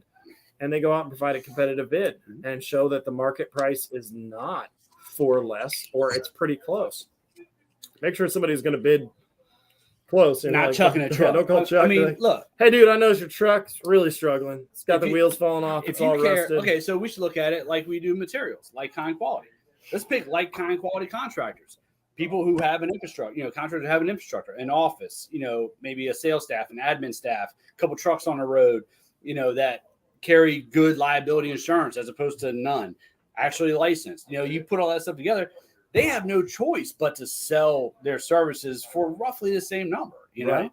How many roofers do you think are insured properly? You don't even need to answer. Yeah. That's why if you're going to introduce a friend to the concept or other peers, you should have a peer network locally, because the ability to reach out to your peer network and say, hey, they want a competitive bid on this, or they're disputing with my price, but let them know that you're going to return the favor when they need that from you. You're willing to go and bid a job too, and just keep your hands off of it, right? There's kind of a mutual respect there. Yeah. Well, let me say, if you're going to do that, it needs to be a legitimate bid. It's not something you're going to make up in order to make it look better for the other person that you're sharing the service with. It needs to be something legitimate, because that's something that the carriers aren't doing. If they're going to send someone out that says it's going to do it for less, it might be someone on the preferred network that has specific guidelines. They're not allowed to come out and do less. Yeah. It's all bullshit. And they've That's already got bullshit that they do. price for that. I want to pull this back up. There's a good question here, and there's actually an answer on both sides of this. This is actually a really good point.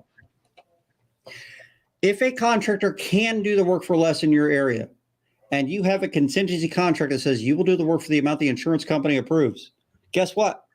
They can do this. Yeah. They can approve this John's price. They Not can this approve it. price.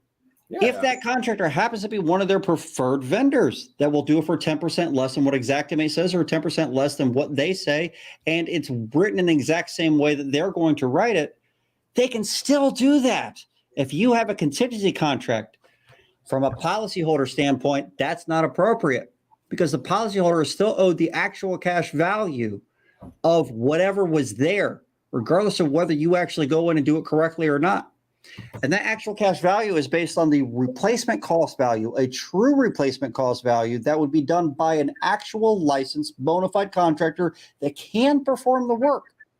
So if you have a difference in amount of loss, this would be a situation where either you need to fight back, get appraisal, get a public adjuster or an attorney involved, but stop having the contingency contracts. Yeah. So the other one too is, contingency contracts, like the legalities behind them, totally different live. It's a handshake. But all right, so if the Xactimate, if the carrier explicitly said that they wrote it in Xactimate and they don't take a contractor's Xactimate line item breakdown because there's contractors in the area that'll do it for less, right? But they wrote an Xactimate initially.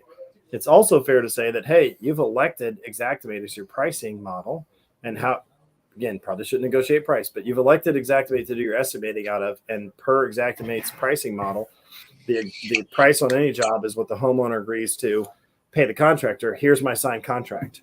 Right now you've got commitment to it. You've got a signed contract, and you're kind of leaning back into Xactimate, which they use. And right then you enter the world of, Tony, who just left, of torturous interference because you now have a signed contract, a deposit, legitimate things going on. So the whole idea of like, no, F you, this is my price.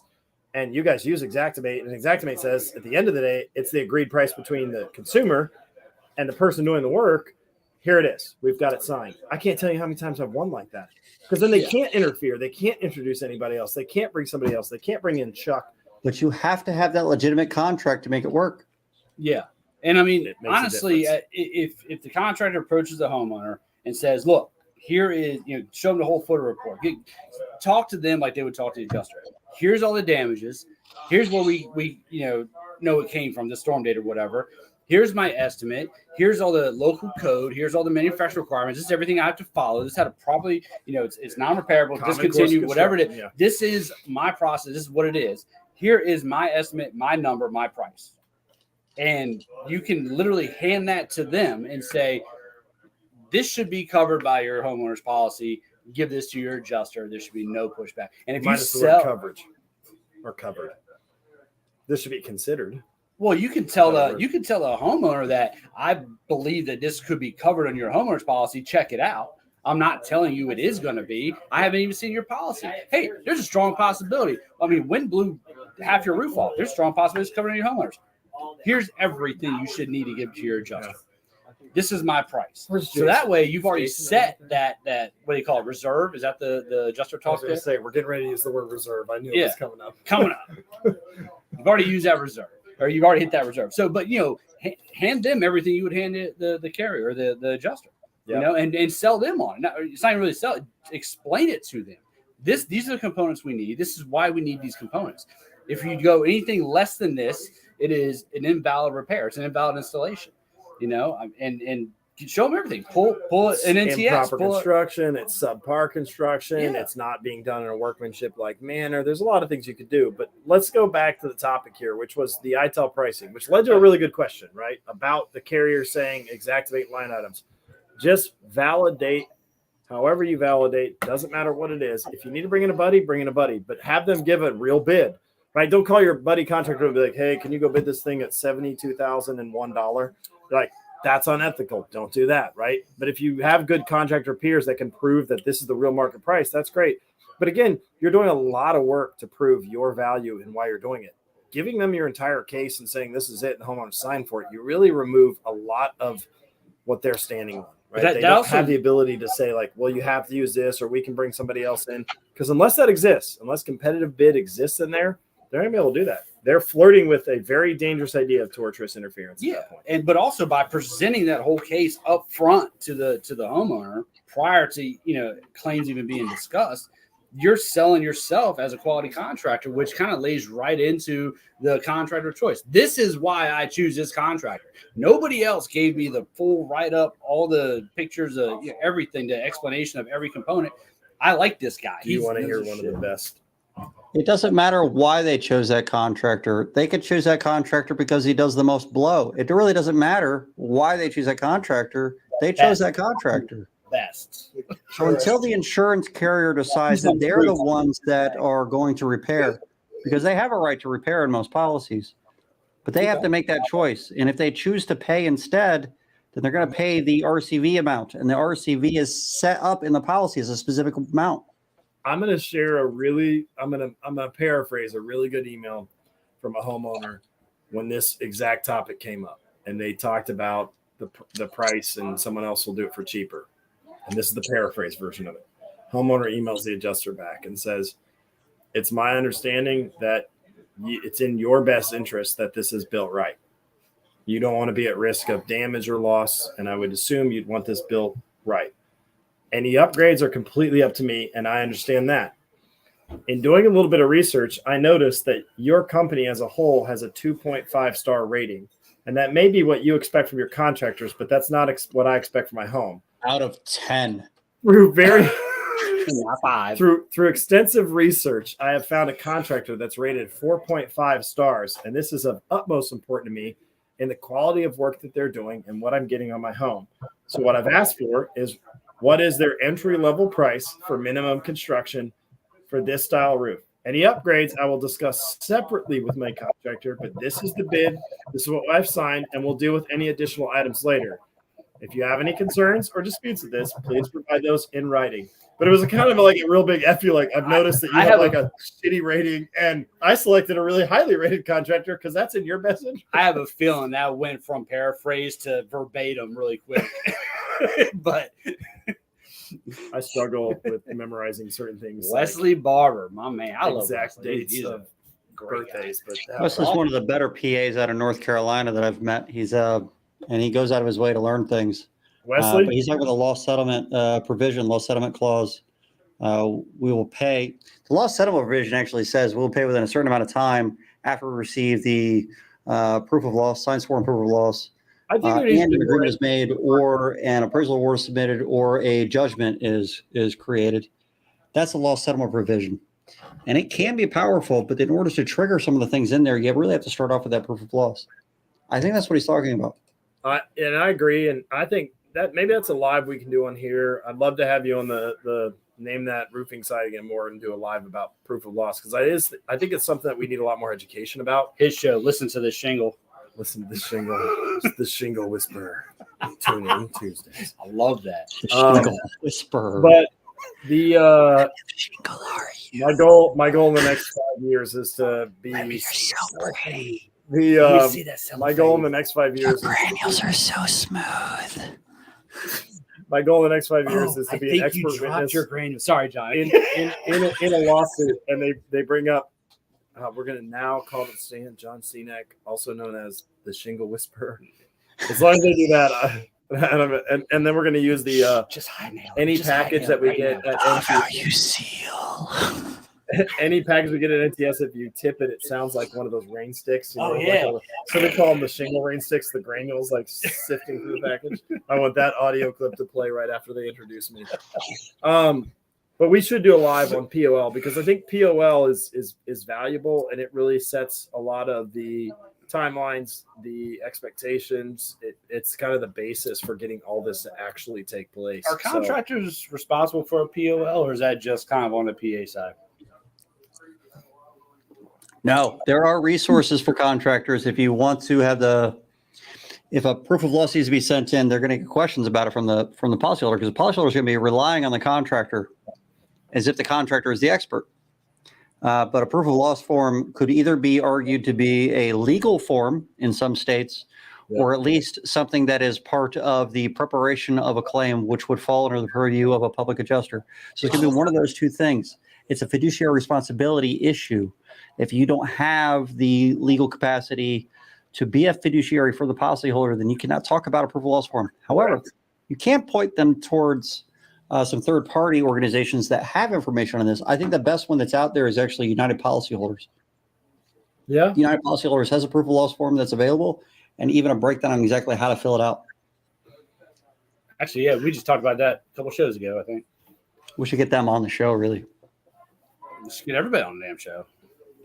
I mean, this is I a think we great should- network. Yeah, just branch out. Let's get Yeah. everybody on here. Oh, I was going to say, I think we should wrap this up.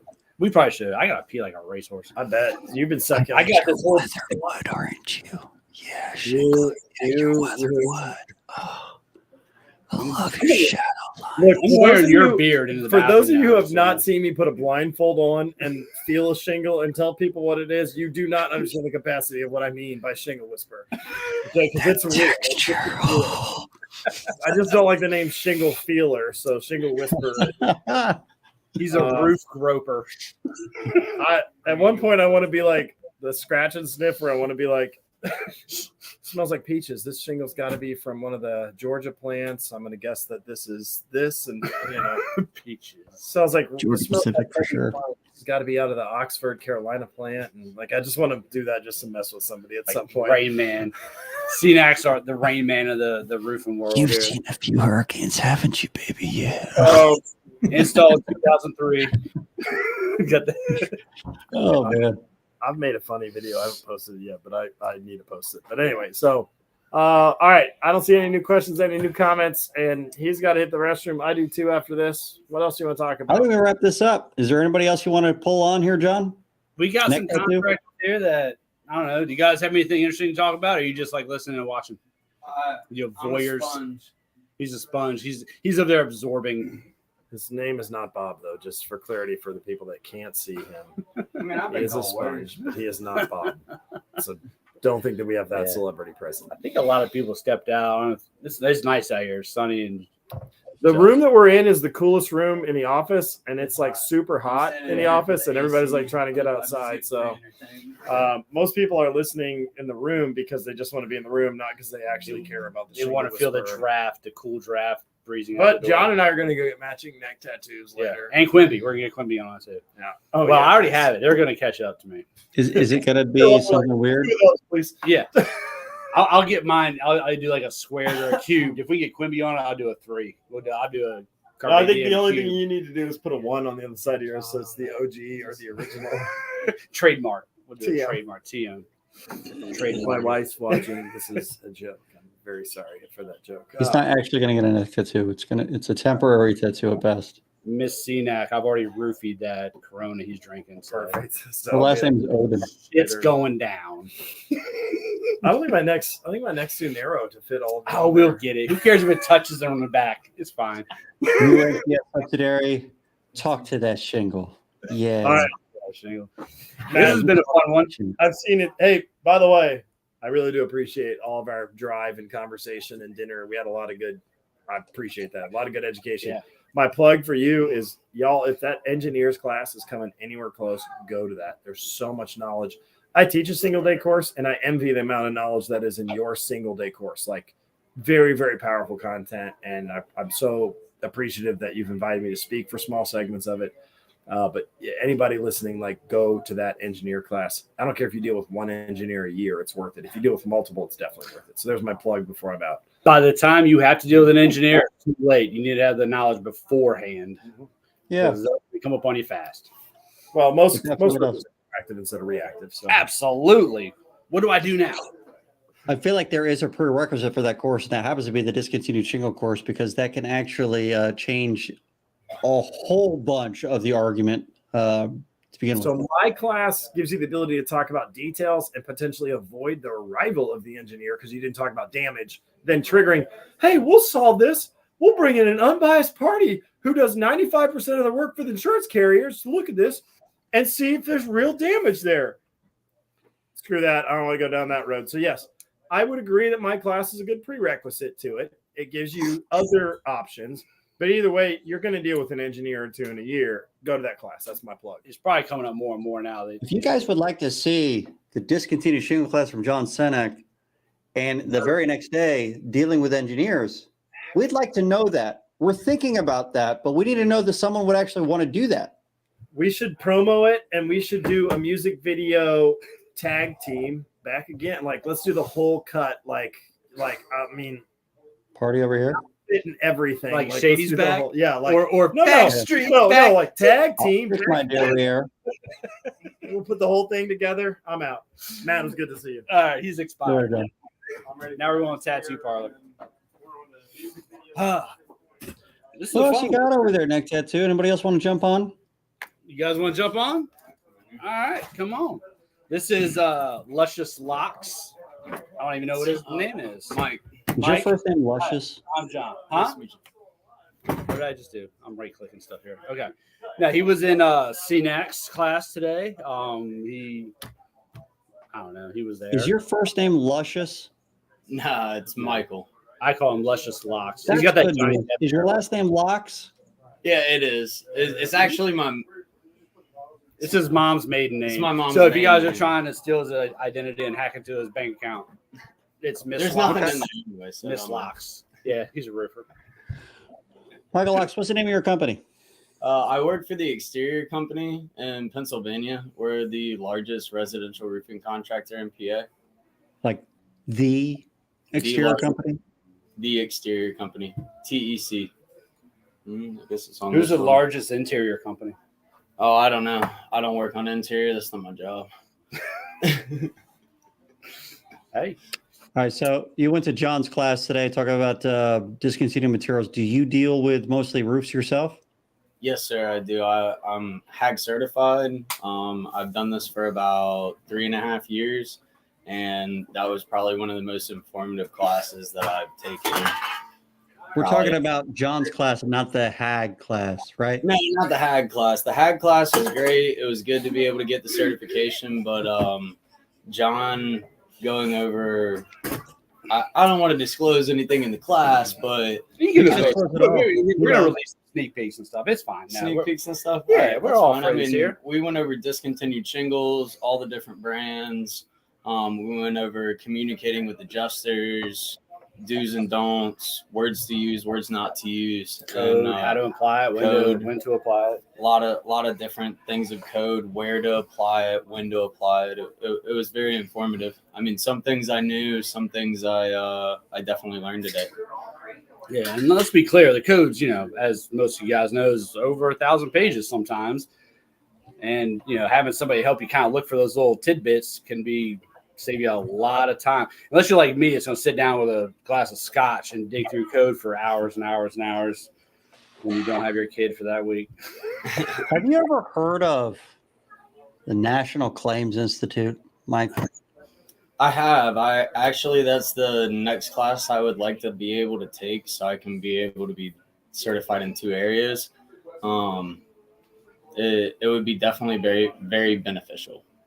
Yeah, those guys over there, they're very sexy, and they know exactly what they're doing.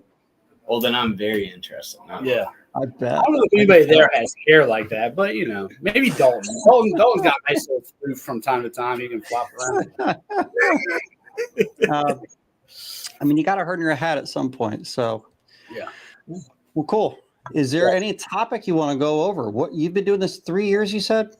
Yeah, so last year I was the top salesman in my company. I did $2.5 million in sales on my own. All residential. All residential. I did 98 roofs. 96 of them were through insurance. So I mean, Got 2 retails in there. I think it's Hey, two let me ask this: what was your pricing on your 2 retail roofs versus your insurance ones?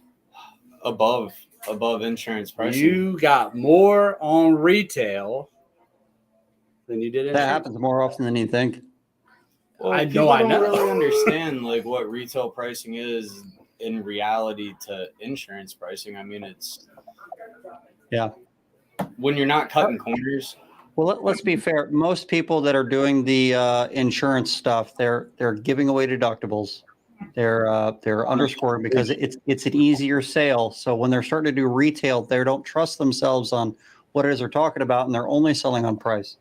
So they tend to give even a lower amount as far as retail goes of what they would do for insurance reasonably. But if you know your product, if you know exactly how you install things, and you know how to sell, and you actually attempt to, Well, you can that's actually you do better on retail in reality.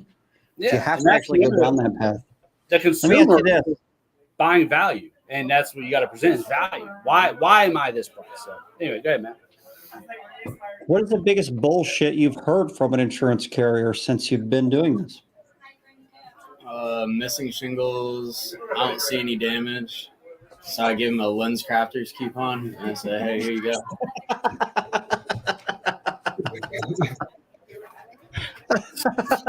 Here's a Groupon for LASIK. Discount.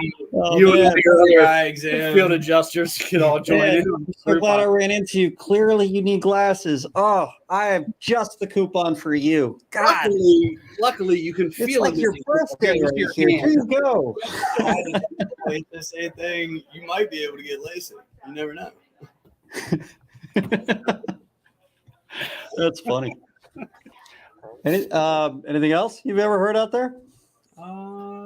My favorite one is I don't see any damage, and my favorite part is, well, what's that right there? And they go, oh, I don't know. I said, well, then what are you doing up here? Are you qualified for this position? For this? And then the other one after that, I think my other favorite one is, hey, why'd you zero that roof out? Well, we didn't do test squares yet. So how did you make a clear assumption of what damage is if you haven't even inspected it? Oh, well, we didn't do test squares. I was like, yeah, I heard you say that before, but I mean, how did you get to the zero part? Is that a zero pending? Yeah. Is that up to me? Is that a placeholder for after we actually look for damage? So it started with zero, and then you're going to draw the square, and then we're going to go after that. Put a 1 in front of it? Yeah, we're going to put a 1 after I circle everything for you. I'm in the middle of editing a video, John, about test squares. I might tell the story real quick because there's nothing better to do. But if you're doing a test square, Mike, what's the size of a test square? 10 by 10. Well, I mean, you could do a 5 by 5 or 5 by 20. You can make a circle. You can do a rhombus if you want. It really doesn't matter as long as you have some way of calculating the area in your test area, right? As long as it's 100 so you can do any size you want? Any size you want, any shape you want, whatever way you want. But is that really true? What if? Depends upon what shape you draw. You have to read the test square rule book, which is what if I made a test square that was 1 inch by 1 inch and it had exactly one hail hit in it? And then I use that to say for every square inch of that face, there is one hail hit. I liked where you started. I don't know. See, I'm a roofing expert. I don't draw test squares for a living. I just circle things inside them.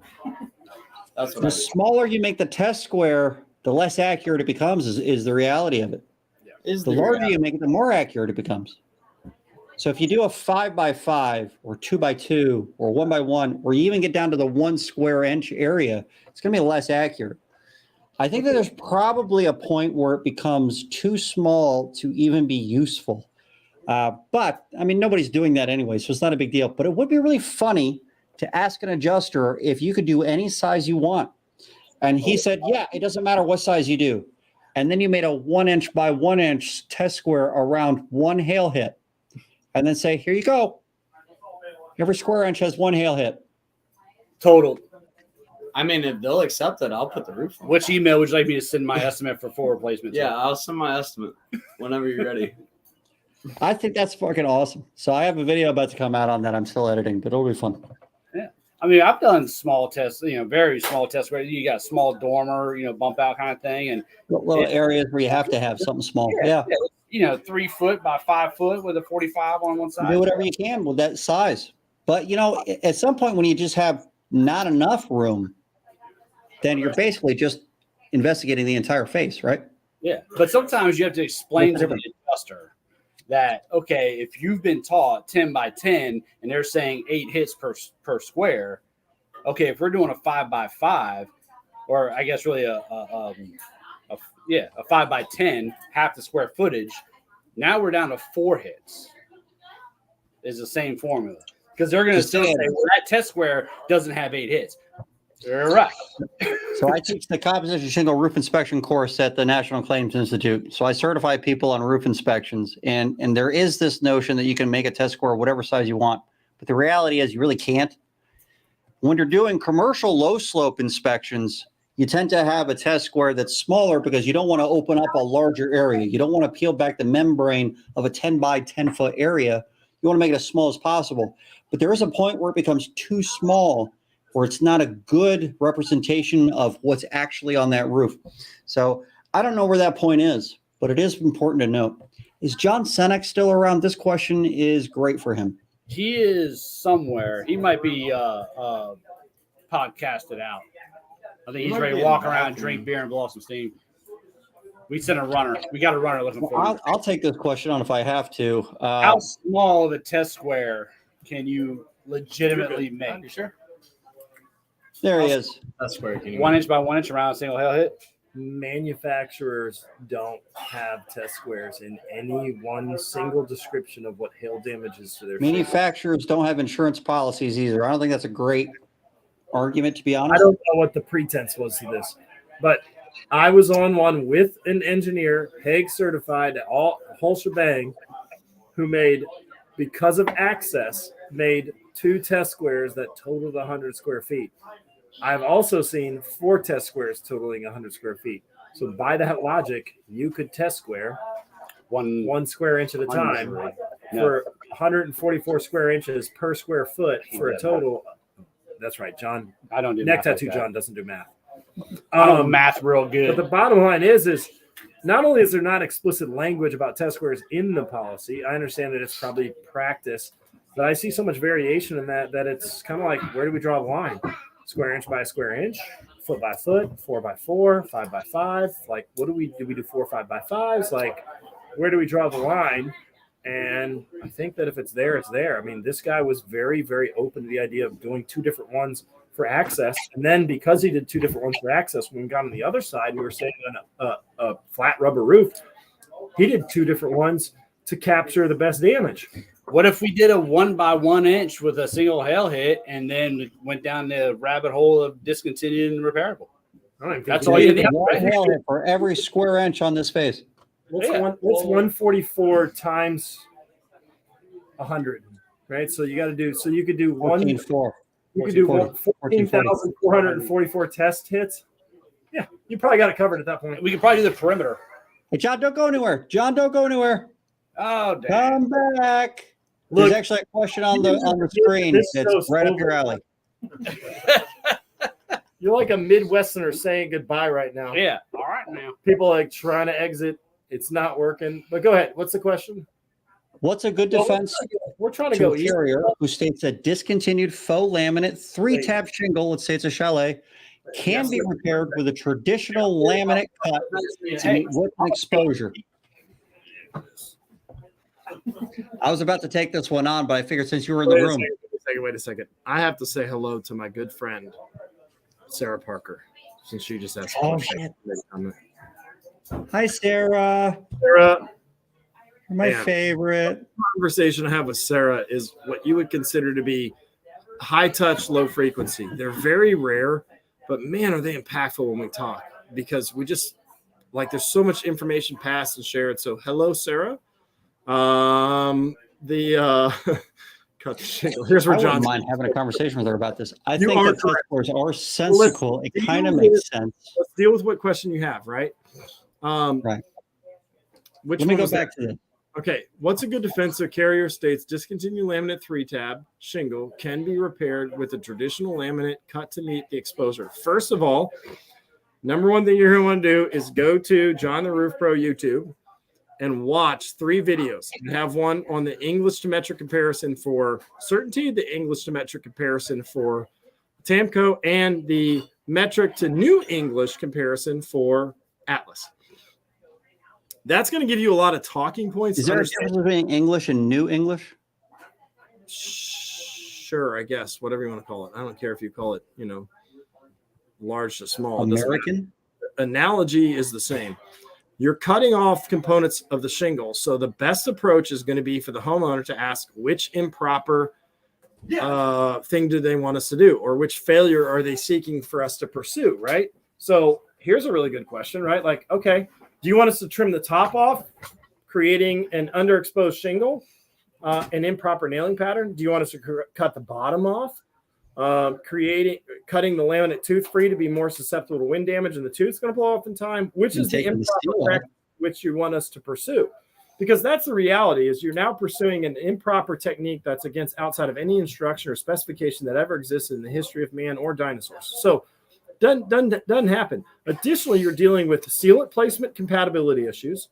So, hey, since the sealant's in a different place on this particular shingle, what's your proposed solution for that? See if they're going to propose asphalt roofing cement and the ASTM standards for asphalt roofing cement, and what does that look like, and where are they getting that specification from? There are so many questions that I would ask, and then when the homeowners, and then when they're like, we don't have to answer these, and the homeowner's like, what do we do now? I'm like, well, they didn't answer my questions. If you'd like, these can become your questions. Just send them into the adjuster. Homeowner sends them in and asks all these questions, and they're what I call like condemning questions. They're really going to push the point. Like, we got to now answer stuff here and face the facts. We're recommending something, but what we're recommending is really out of line. So ask which wrong do you want us to pursue, right? What do you want me to do? And that's really, I tell you what, I should share an email. I share it with the class. Share an email, Contractor Ohio wrote, that asked those questions in a very similar situation. And I have one from Georgia that a homeowner asked, not contractor, homeowner asked, that dealt with the chalet to laminate argument. And you're right. You can't do it. There's way too many compatibility issues that exist there to allow that to happen. You're going to result in improper installation, improper exposure, improper nailing patterns, sealant that's not compatible based on location and technology, and potentially cutting the bottom off the shingle and exposing the laminate key to susceptibility of wind. So from a policy standpoint, they owe to replace with like, kind, and quality. And Donan has an article that they published that says what like, kind, and quality is, and they name 4 different laminate shingles, 3 of which are discontinued themselves, by the way. But I want to point this out because Jonathan posted this. They like to reference this Donan engineering report that suggests it. This Donan report is written by someone that no longer works for Donan. You can't find this report on their website. It doesn't exist on their website because Donan didn't write it. It was someone from there that wrote it. And they didn't stamp it. It wasn't an engineer report. This was someone writing an article with an opinion. Whether or not they had the ability to make that opinion or not stands to be questioned because we don't know that person's credentials. Yeah, I gotta say that from a policy standpoint. It's funny that you said like quality, because go ahead. The shingle is not like kind of quality with the strip shingle. No, that's the reality. But here's the pitch. Well, it's better. Okay, great. Right? There's a lot of things that are better. Is it arguable that copper is better than certain metals? But is copper compatible with every metal on contact? No. It's all metal, John, obviously. No, but is copper's better? Like, what's better in that situation? Betterment, and if they're going to argue betterment, like, okay, what does a replacement cost policy owe for? Is it betterment, and what's truly the betterment in that situation? There's so many avenues you can go down, but it leads with, really building the case. Get a good PA who's going to argue that for you, or be ready to get the homeowner involved and have them ask very difficult questions and set expectations and timelines that need to be answered there, because that cannot be done. And I need crystal clarity. If you are making a recommendation, what is the recommendation you're making? Which improper technique are you suggesting that I pursue as a homeowner? What credentials do you have to make that proposal of how to repair this? Are you a contractor? Did you have anything other than an adjuster's license to it? That interprets policy, not how to dictate repair, which we covered on a previous show. But then also, you got to think about, if you're going to go like, kind, quality, aren't the 25-year 3 tabs that are manufactured today better just due to technology and how they manufacture them than the ones that are manufactured 15, 20 years ago? Yep. Let me bring the policy back into this because we are talking about insurance claims, right? From a policy standpoint, like, kind, of quality isn't defined. And because it's not defined, it's an ambiguous term that can be interpreted in multiple ways. And the way in which it needs to be interpreted is the way that benefits the policyholder the most. So like quality is a very broad term. Like kind is a very broad term. What kind of shingle is it? Are we talking about asphalt shingles or are we talking about faux laminate shingles? One is a narrower term than the other. Which way benefits the policyholder the most? Because they're the ones that didn't write the contract. The insurance carrier did. So as a contract of adhesion, you would have to interpret this in such a way that is different from the way that they're interpreting it in this Donan article. Donan, by the way, has no right to interpret policies. So how they can determine what like kind of quality is based on what an insurance policy states is asinine. It makes no sense that they would do this, but it also doesn't exist anymore. You can't find it on their website. So point that out to them and you'll have a little bit better success. You can start saying the shingle that was damaged has to be replaced with like kind of quality. Please define that for me. And if they can't define it, that is a good question. But I take this from the standpoint of the contractor and what we could be limited to on what we can talk about from a policy language standpoint, which is pretty much nothing. And here's a good analogy, right? If you were to have a Sesame Street special on what is oxygen, that is going to be a very dumbed down version of what it is versus what a scientist is going to explain. And we have to be able to do that because we're communicating construction terms to somebody who's never swung a hammer or installed it from somebody who doesn't have the capacity to explain policy or interpret policy. So we got to take a Sesame Street approach. If we can't ABC this thing as a contractor, it is not going to work. And beating your head in is not going to work either. So give them the Sesame Street version of why you can't mix those products, right? If you didn't do that, if Elmo can't understand it, you screwed up, right? Elmo. That was my best Elmo. God, man. Bert. Elmo knows how to do it. Bert, I don't think we can do that. I'm not even. I can't do it right now. I'm not even joining on this. Hi ho, Crazy Frog here with another interesting news break. Allstate said once again to mix a laminate shingle with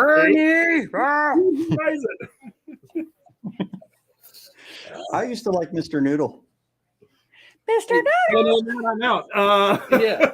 Hey, they're cleaning up. Everybody's leaving to go have a drink or something. Does Deolio do criminal defense? Man? I don't know. No. I need to know that before we go out. John, as far as arguing as a PA goes, there's a lot to be said there. You could go to listentothisbull.com and our YouTube page and take a look at some of the PA 101 playlist videos. There's one about like kind of quality. And this very specific issue, we talk about Atlas Shelley specifically. A lot of those videos were done with Georgia in mind. But if you keep having issues, reach out to us. We'll be happy to help you out. Man. Jonathan, I want you to send me a Facebook message, okay? And I want you to just ask me about repairability in that Facebook message. Send me your email address as well. You're going to watch the videos that I have on YouTube about English geometric comparisons, and I'm going to send you a video on repairability, because if repairability is what they want, give them what they want. There's a few questions you're going to ask to lead in. Number one is, I asked my homeowner, what product do you want me to use? Hey, did the carrier tell me what product they want you to use, where they want me to start the repair, and what happens if the repair doesn't work? Homeowner's going to say, I don't know. Well, do you mind passing those questions on? They pass them on. Carrier's going to answer a couple of different ways. One is, this is up to your contractor. Great. That's a nice answer, because now they just said that this is up to me, right? Two is, hey, you have to use the product recommended in the report or ITEL or whatever it is. Doesn't matter, right? And if it fails, we'll consider the slope. So now they've defined what they're going to do if it messes up, which is kind of nice to have in writing beforehand. And then go do the repair and show why it doesn't work. But have all the videos ready to be able to show why it doesn't work. And next time you're facing this, systemize the process to where you do your inspection and you do your adjustment. And as soon as they ask for this, you do all of this on the next trip, rather than making 5 trips and being walked on a leash like a freaking toy poodle down the road in a sweater and boots that they don't want to be in, right? Don't be that dog, okay? Be at the front of the leash, right? You want to be holding the leash, not on the other end of it. And I encourage you to keep that in mind when you go through the process. But shoot me a Facebook message, and I will send you a little bit of information to help you out on this free of charge. If you need to now, I think you kind of went on a tangent with that. It might have answered your questions, but, you know. If any of you have a dog like that, please reach out to us so that we can put that video together. Thank you. Yeah. And please confirm that you are married if you have a dog like that, because I'm going to say with some confidence that Or gay. you went and picked out that dog yourself because you needed a companion and you wanted to buy it galoshes. Mm. It's my favorite. Put boots on a dog and they're like, look at this thing. People don't know that I train dogs for a period of my life. I did not know that. Now I train humans. Not just John the Roof Pro, he was John the Dog Pro. From I've gotta wrap things up. Whisperer. I have things I got to do. You guys can keep going if you'd like. I just appreciate your friendship so much. I really do. And Sarah, thanks for go away. We got to close this thing out. Get go. All right. I have ultimate control. John, I think this is a good one. Fun. Do you want to keep going? I'll pull myself off. Nah, we're good. I'm gonna go join the party. I'm right. isolated, so they all. This is fun. These events always end up being quite a good time. I hope you guys got everything that you wanted out of this. Next Tuesday we have David Preston on at 6 p.m. Eastern, and we're going to talk about how important a reputation is and whether or not you want to tarnish your reputation by being an asshole or not. I don't think you do, but let's talk about why that's really that important. Next Tuesday at 6 p.m. In the meantime, if you guys want to get some swag like a shirt, go to listentothisbull.com, and that will help us continue with this channel because we don't get paid for this shit. Not even at these events. Yeah. Which really, we really ought to be talking about getting paid for these events, right? We should be talking about that. Free, but I love it. I got paid in beer. I'm good. Drink some beers. Talk some shit. I didn't get paid. I didn't get paid anything. What the hell? Mr. Tony hooked me up with a cup. That was my paycheck. DiUlio. I hope he's still here. I mean, I really. All right, John. I'll see you All later. right. Have a good one. See ya. See you guys next time.